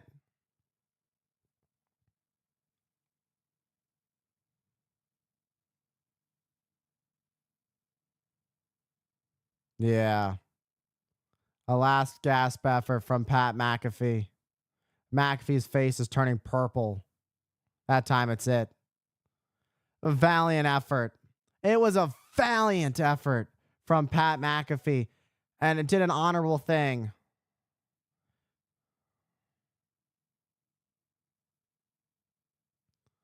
Very honorable of Pat McAfee to step in place of Michael Cole, to honor him, to to avenge him. And now Michael Cole looks to check on McAfee. And the official, Dan Engler, trying to tell Gunther, do not go after Michael Cole. But Gunther doesn't seem to be leaving the ring, has a smirk on his face. And that smirk screams, this is exactly what was going to happen. I told you. But nonetheless, a heroic effort from Pat McAfee. But tonight was just not his night, unfortunately. And Gunther stands and looks down at Pat McAfee and Michael Cole. What's next for Gunther on this train of redemption?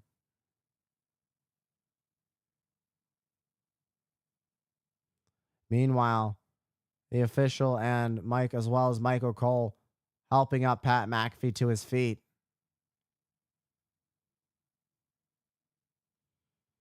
These two still coming face to face in the center of the ring.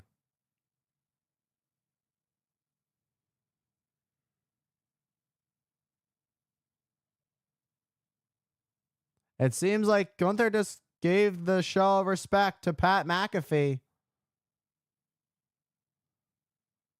What an effort by McAfee. McAfee showing all kinds of resiliency when he was, fighting for everything, fighting for his life. He was willing to die so that honor and justice could live, to defend Michael Cole. But he fought his heart out. He did, truly fought with everything he had. But it just wasn't his night. And it was that lariat from Gunther. The first time he had the sleeper on. And then the second time is here. He goes to sleep. Face is purple. It's all over.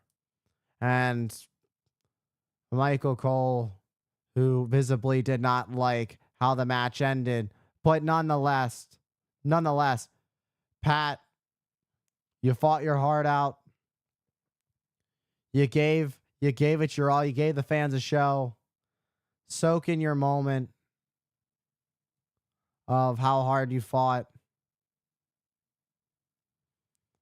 Thank you, Pat. You did a great job.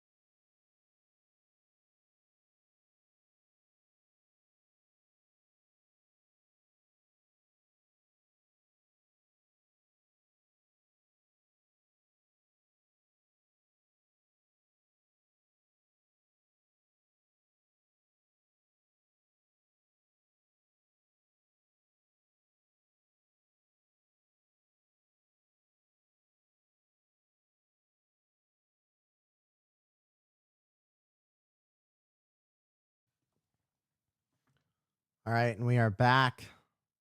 It is Backlash. WWE will be coming to LA on June 7th for a great partnership, a great Worlds Collide event with newest acquisition AAA and NXT earlier in the day, and then later on it will be Money in the Bank. But here tonight, we are in the city of St. Louis, Missouri. And immediately following the event, we will have the Backlash post show. Peter Rosenberg, Big E, Jackie Redmond. We have military spotlight of the night, Technical Sergeant Michael Perkins.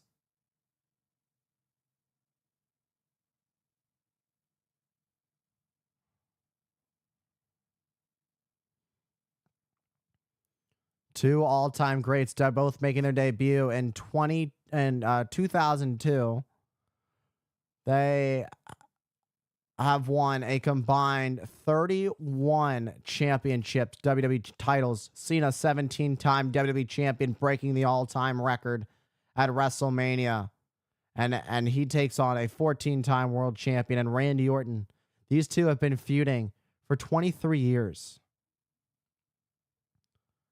Cena looks to march on in his farewell tour as he looks to retain his WWE Championship.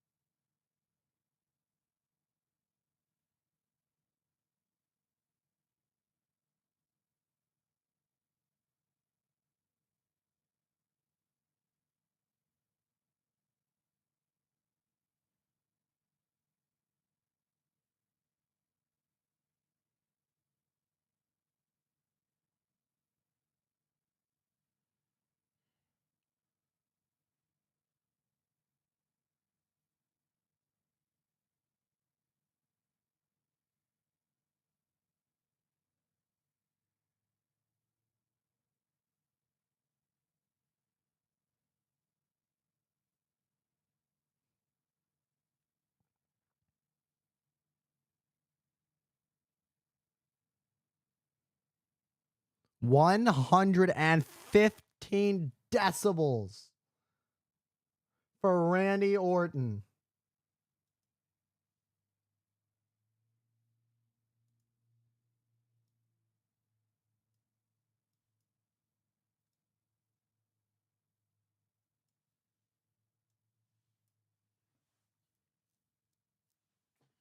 Ten-time WWE champion, four-time world champion, intercontinental champion, United States champion, tag team champion.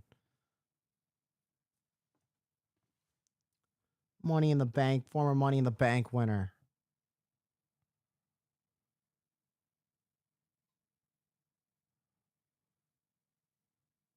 Royal Rumble winner.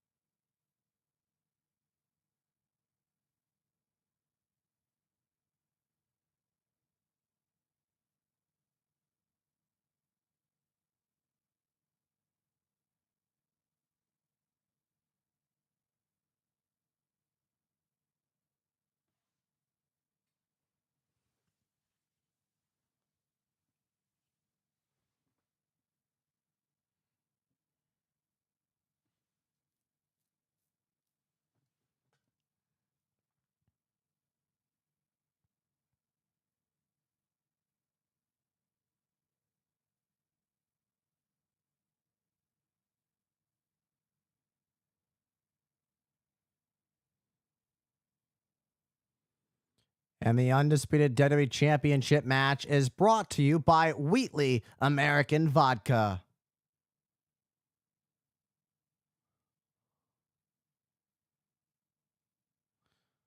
And grab an American Mule today with Wheatley American Vodka.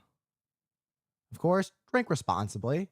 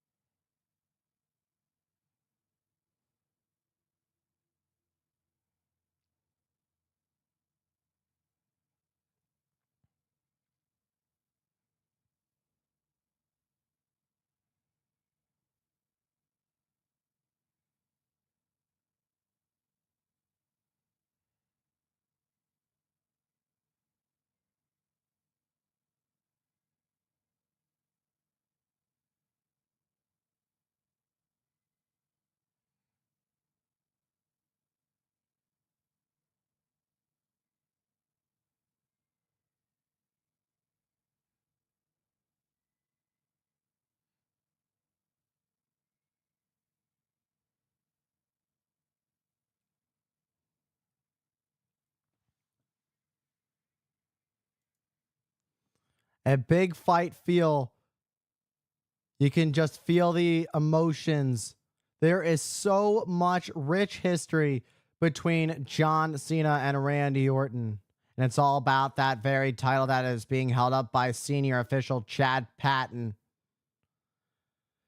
I don't know if anybody saw it or was paying attention, but if you saw the graphic of some of the highlights of Cena's illustrious career, legendary to say the least.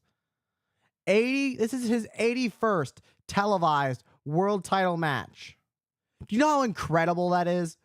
To have been involved on screen 81 times challenging for a world championship.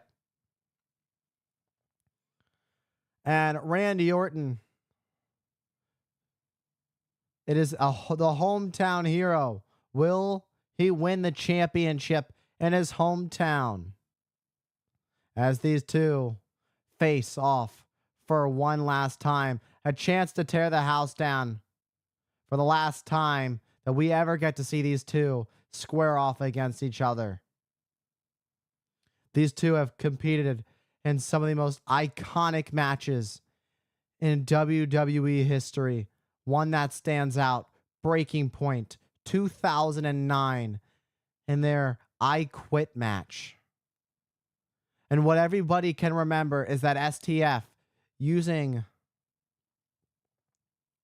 a handcuff to his advantage, where John Cena would force Randy Orton to say the words as Randy Orton was struggling for his life, being choked out with his own arm, as Randy Orton could see the key to unhook the handcuff, but Orton couldn't make it, and with no choice. It's just so interesting to see how far these two have come on the opposite sides of the spectrum now. Orton, nobody was cheering Orton at the time. All of a sudden, in an alternate universe that we live in today, where John Cena is the bad guy and Randy Orton is the good guy. Oh, John Cena faked out Randy Orton going for a handshake, but a thumb to the eye. John Cena playing mind games with Randy Orton. But I don't know how wise that was, because Randy Orton can repay the favor. Randy Orton learned for the best. Randy Orton, once upon a time, under the wing of the 16-time world champion, WWE Hall of Famer, the Nature Boy Ric Flair, who John Cena surpassed his record back at WrestleMania, defeating the American Nightmare Cody Rhodes. And John Cena now gets back into the ring as these two tie up, collar and elbow.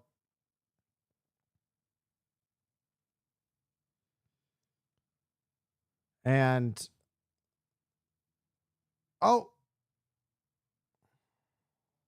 Randy Orton with a side headlock on the champion, looking to ground John Cena. It's crazy to think Randy Orton, nearly 300 pounds. There is a point where Cena and Randy Orton were similar in stature and muscle. But Randy Orton took the time during his recovery and his road back after dealing with after having to do double back fusion surgery. He took the time, put in the work to come back in the best shape of his entire life. And he is one heck of a beefy boy. And right now it's Randy Orton who has John Cena grounded down to the mat. But Cena, of course, a veteran, much like Randy Orton, keeping his shoulder up so that there's no pinfall counted.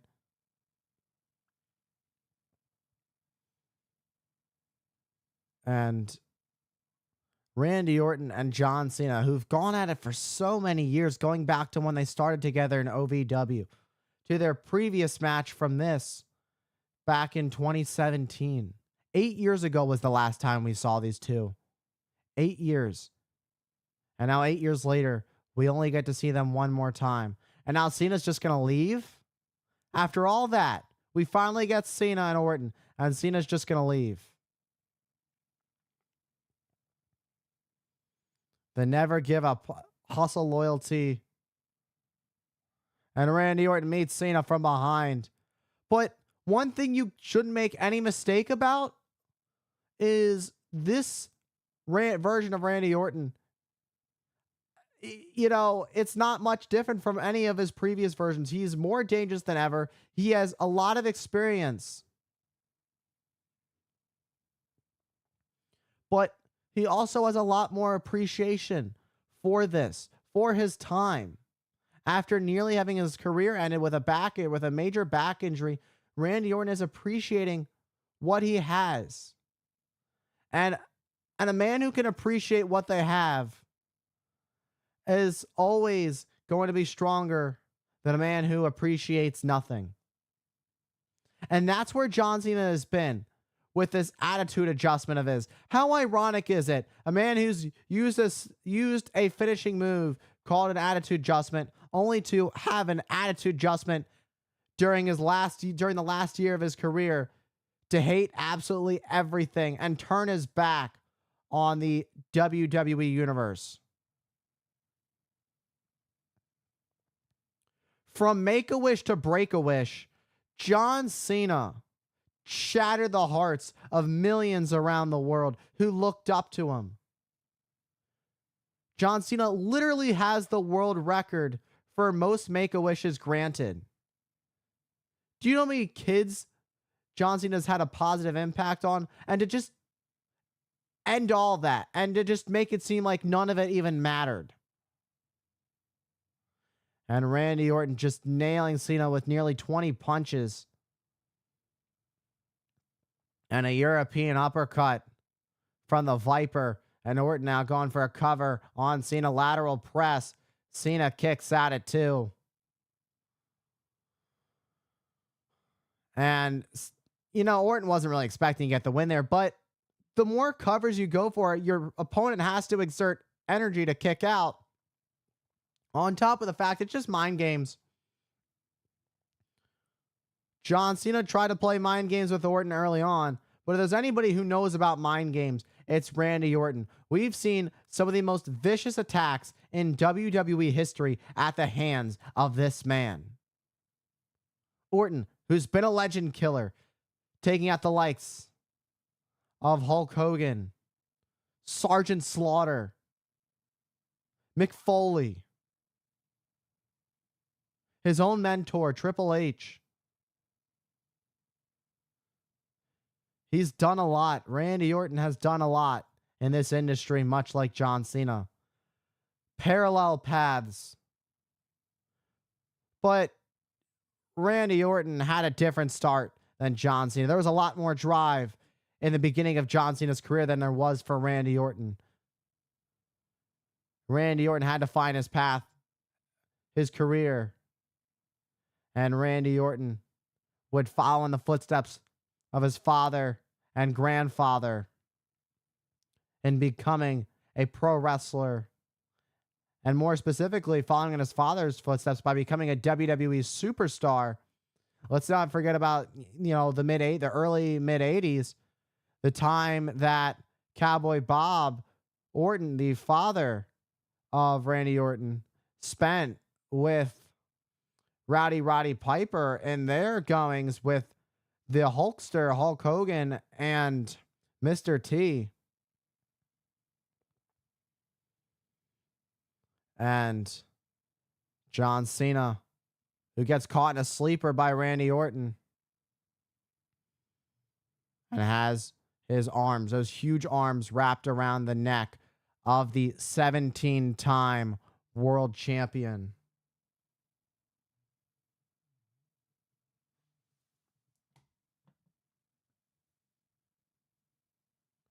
And it's Randy Orton who's got Cena. John Cena, one of his own. And a backdrop suplex.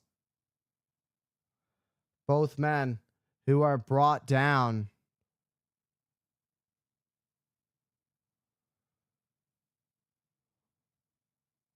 Who is going to catch the other by surprise?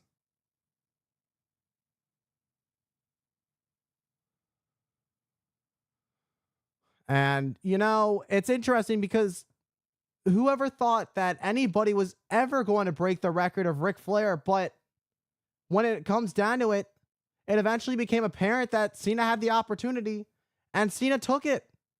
It's as simple as that. And the spin slam by John Cena. And John Cena obviously not going to give the fans what they want. With a little bit of "you can't see me" and a 5-knuckle shuffle for Randy Orton. And now Cena measuring up the Viper, looking for it. But Orton, who scouted it, these two know each other way too well for that to happen right then and there. And now it's Orton who's looking to pick up the pace. Snap power slam takes down Cena. Cena, who would love to retire as champion, but Orton doing everything he can to fight and make sure that does not happen. To win the title in his hometown would be a big moment for Randy Orton to earn his 15th championship. Oh, Randy Orton was looking for that patented DDT of his, but Cena countered first with a roll-up, and now looking for an STF on Randy Orton, who's trying to fight through and block it from being fully locked in.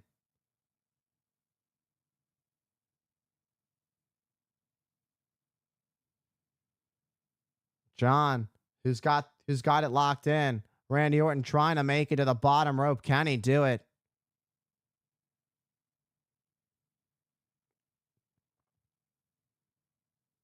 Can he make it? And now kicks back Cena.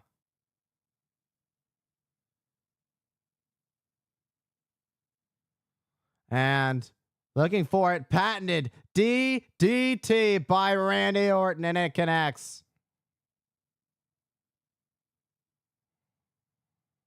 And Randy Orton now going to recuperate.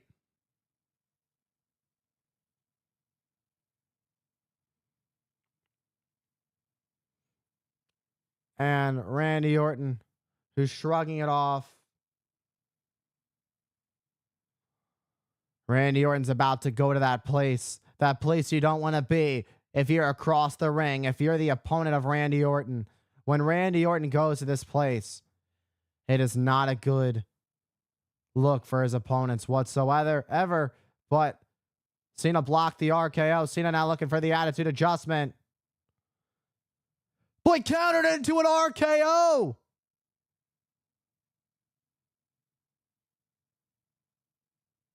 But both men are down. Randy Orton can't fully capitalize.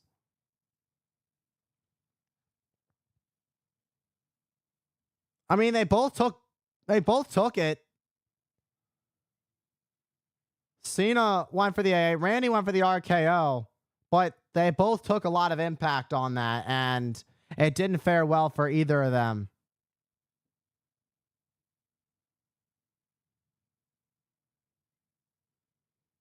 Cena, who delivered the attitude adjustment while Randy Orton got the RKO. Basically canceling each other out as neither were able to capitalize on it.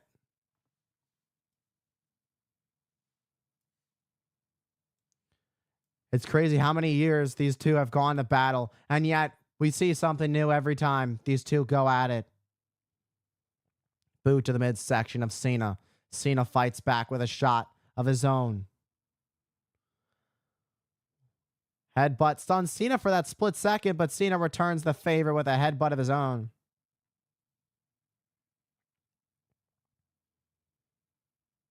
What's it going to take for either of these men to really get the upper hand on the other? But a big uppercut from Orton, and Cena coming back with a blow of his own. Cena, attitude adjustment out of nowhere to retain. Usually it's an RKO out of nowhere from Randy Orton, but that attitude adjustment literally came from out of nowhere. John Cena thought that was going to be it for that split second, but you know, he accepted it. He caught Orton off guard, but it was not enough to keep the Viper down for the 3. For all the years these two have competed against each other, Orton has kicked out of numerous attitude adjustments. Orton knows Cena's games, but does he know the game that Cena's playing these days? That's the question. Cena's playing a whole new game.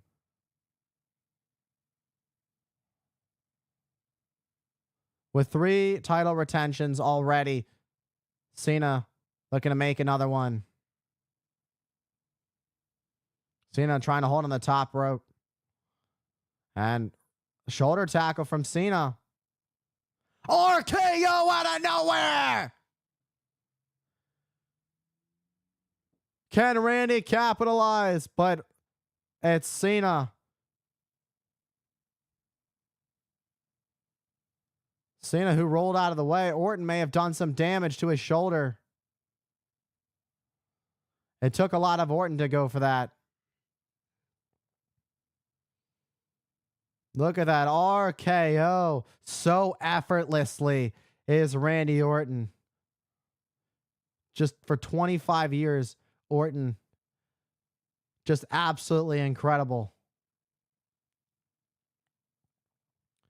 If there's one way to end John Cena, I think Randy Orton's about to go to a place he may have to go. A legend killer vibe. But Cena gets out of the way. And Cena, attitude adjustment to retain. Oh, but Orton kicks out of another attitude adjustment.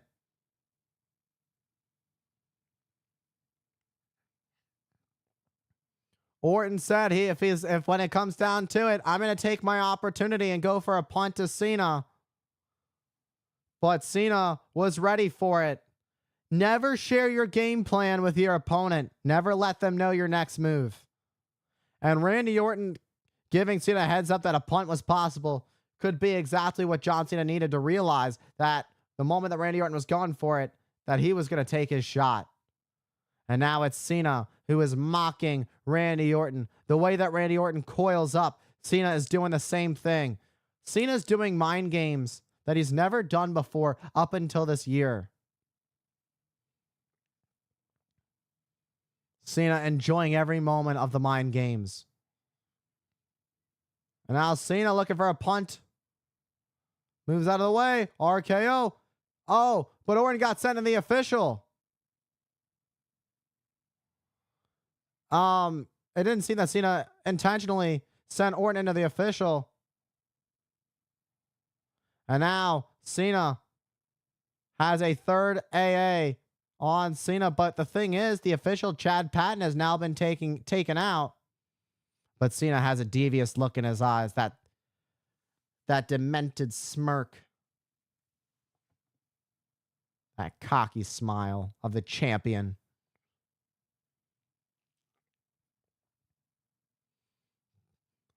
Cody Rhodes wouldn't use the championship, and John Cena did. But now John Cena's going to look to do the same thing he did at WrestleMania.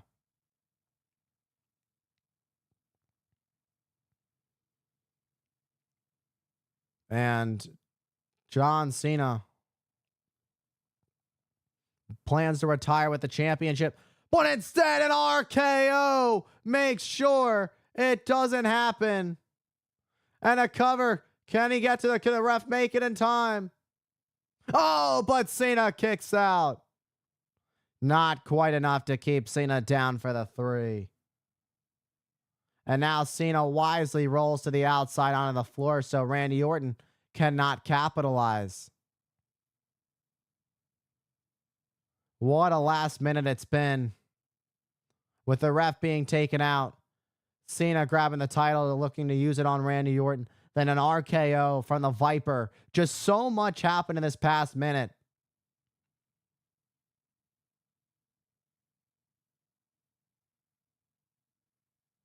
Cena, who is just out cold on the floor.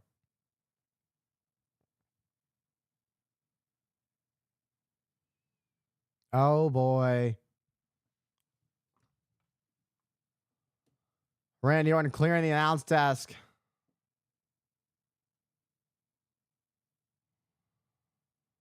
And Randy Orton is about to really pick things up right now. You can hear the official telling Randy Orton not to do it. And now Cena, this time on purpose, sending Randy Orton into the referee. And Chad went headfirst into the steps. Cena sending Orton into the post.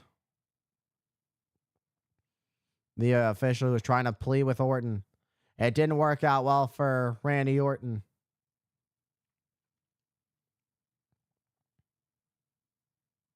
John Cena, who's seemingly a step quicker than Randy Orton. How the tables have turned after all these years. And John Cena looking to end Randy Orton, looking to humiliate Orton in front of his people, in front of his town.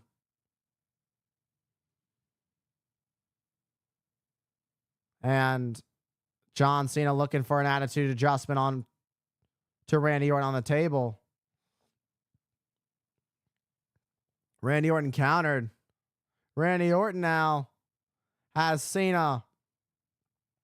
IAA to Cena on the announce desk. Randy Orton giving Cena a taste of his own medicine. And the Viper who has struck.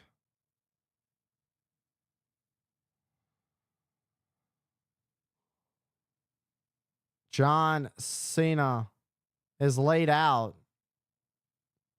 And now everything's gone to chaos here by the announce area. And Cena, who's just laid out.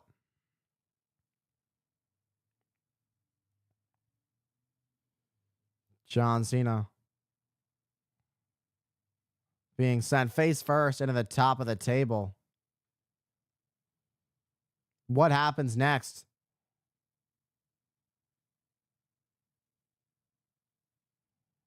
We're going to need another official. Chad is definitely out. What is Randy Orton thinking? You got to wonder what Orton's even looking for.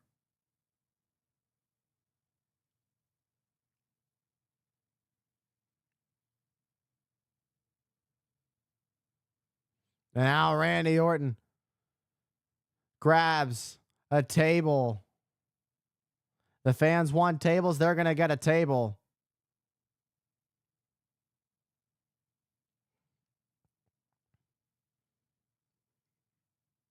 And now a table is being set up. Meanwhile, the official has been laid out.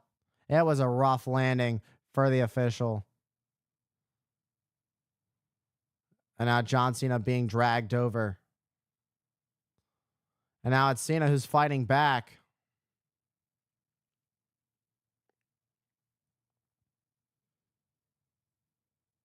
And Cena looking for an AA to Randy Orton through the table.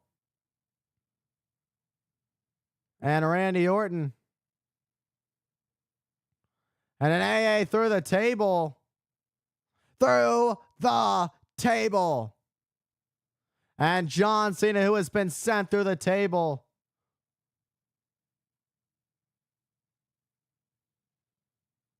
Gonna take a mid-match break, enjoy some Prime. WWE's official hydration drink.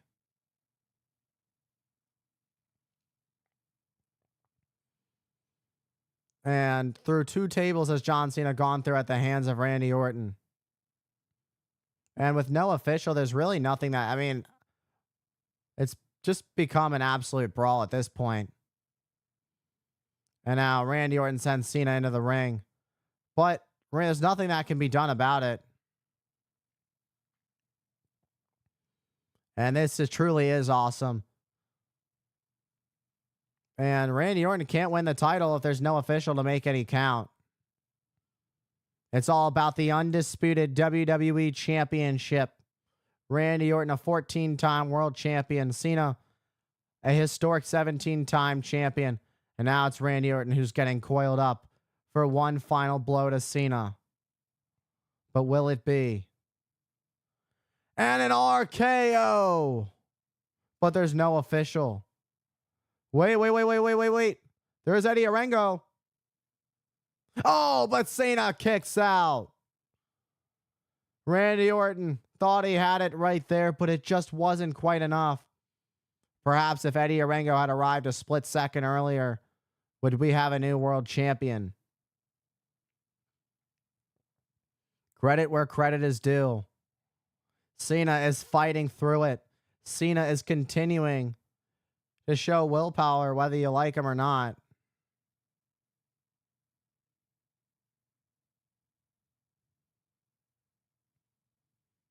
And Cena nails the second official. And another RKO. And another RKO. Oh, Randy Orton be champion if there was an official out here. Nick Aldis. Are we out of officials?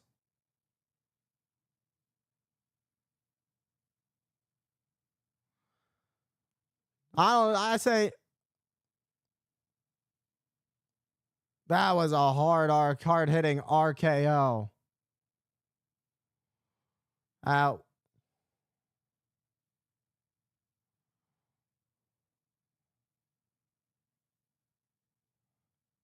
I don't know why Nick's not getting another ref.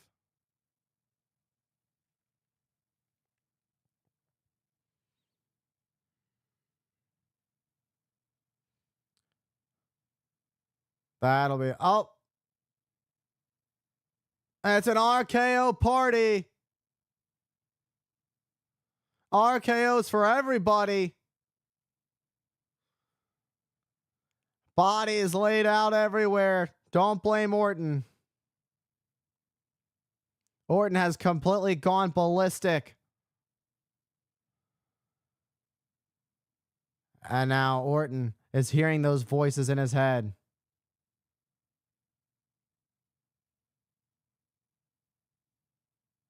And Randy Orton, I can't blame him. You can't. No. Now Cena, who's defenseless. Randy Orton, who went for this punt earlier, now looks for it this time to end Cena's reign. One. What is this? R-Truth coming to the aid of his childhood hero. And an RKO to R-Truth. Truth, who's been a longtime fan. Oh, and a low blow. And Truth pretty much just cost Randy Orton the championship. Yep, there it is. And there it is. And now Cena has the title. And now it's right off the skull of Randy Orton. And now the official gets in the ring. Not this way. Not this way. And John Cena retains.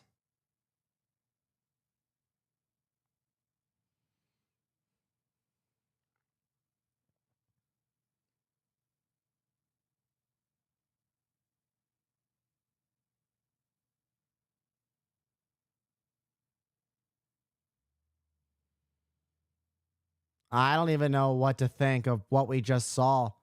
John Cena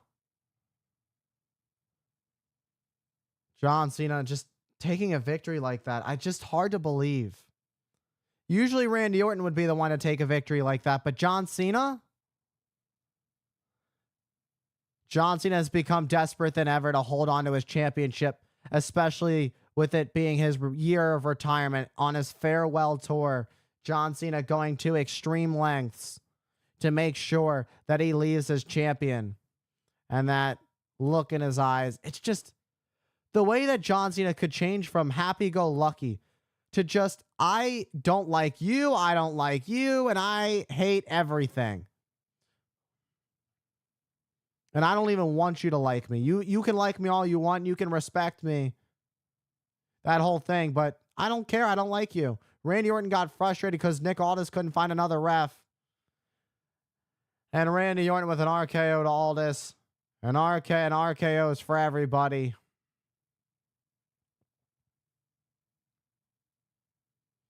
Producers and executives taking RKOs. This is when Randy Orton was looking for the punt. And then R-Truth coming to save the day for his childhood hero, John Cena. And then an RKO for R-Truth.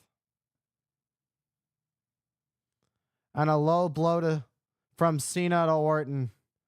And then the title shot right across the skull to Randy Orton.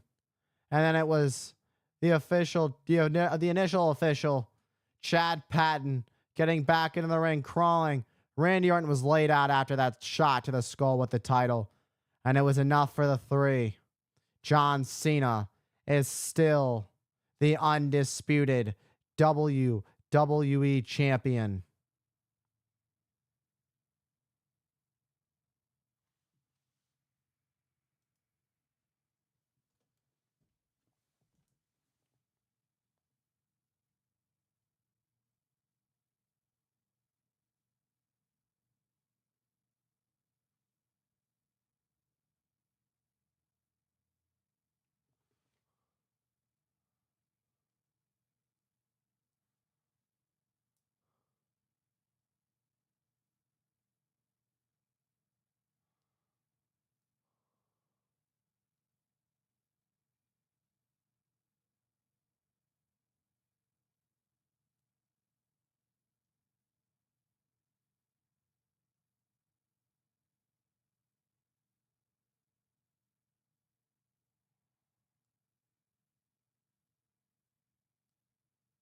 And Cena retains.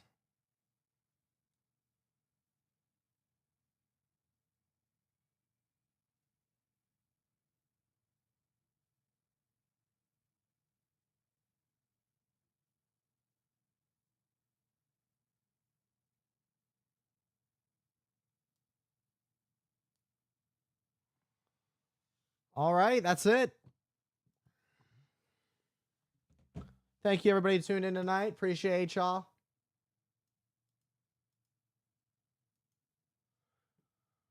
I'm going to go eat and then go to sleep. And then I got to work tomorrow. All right. Thank you all for tuning in. Have a good night, everybody.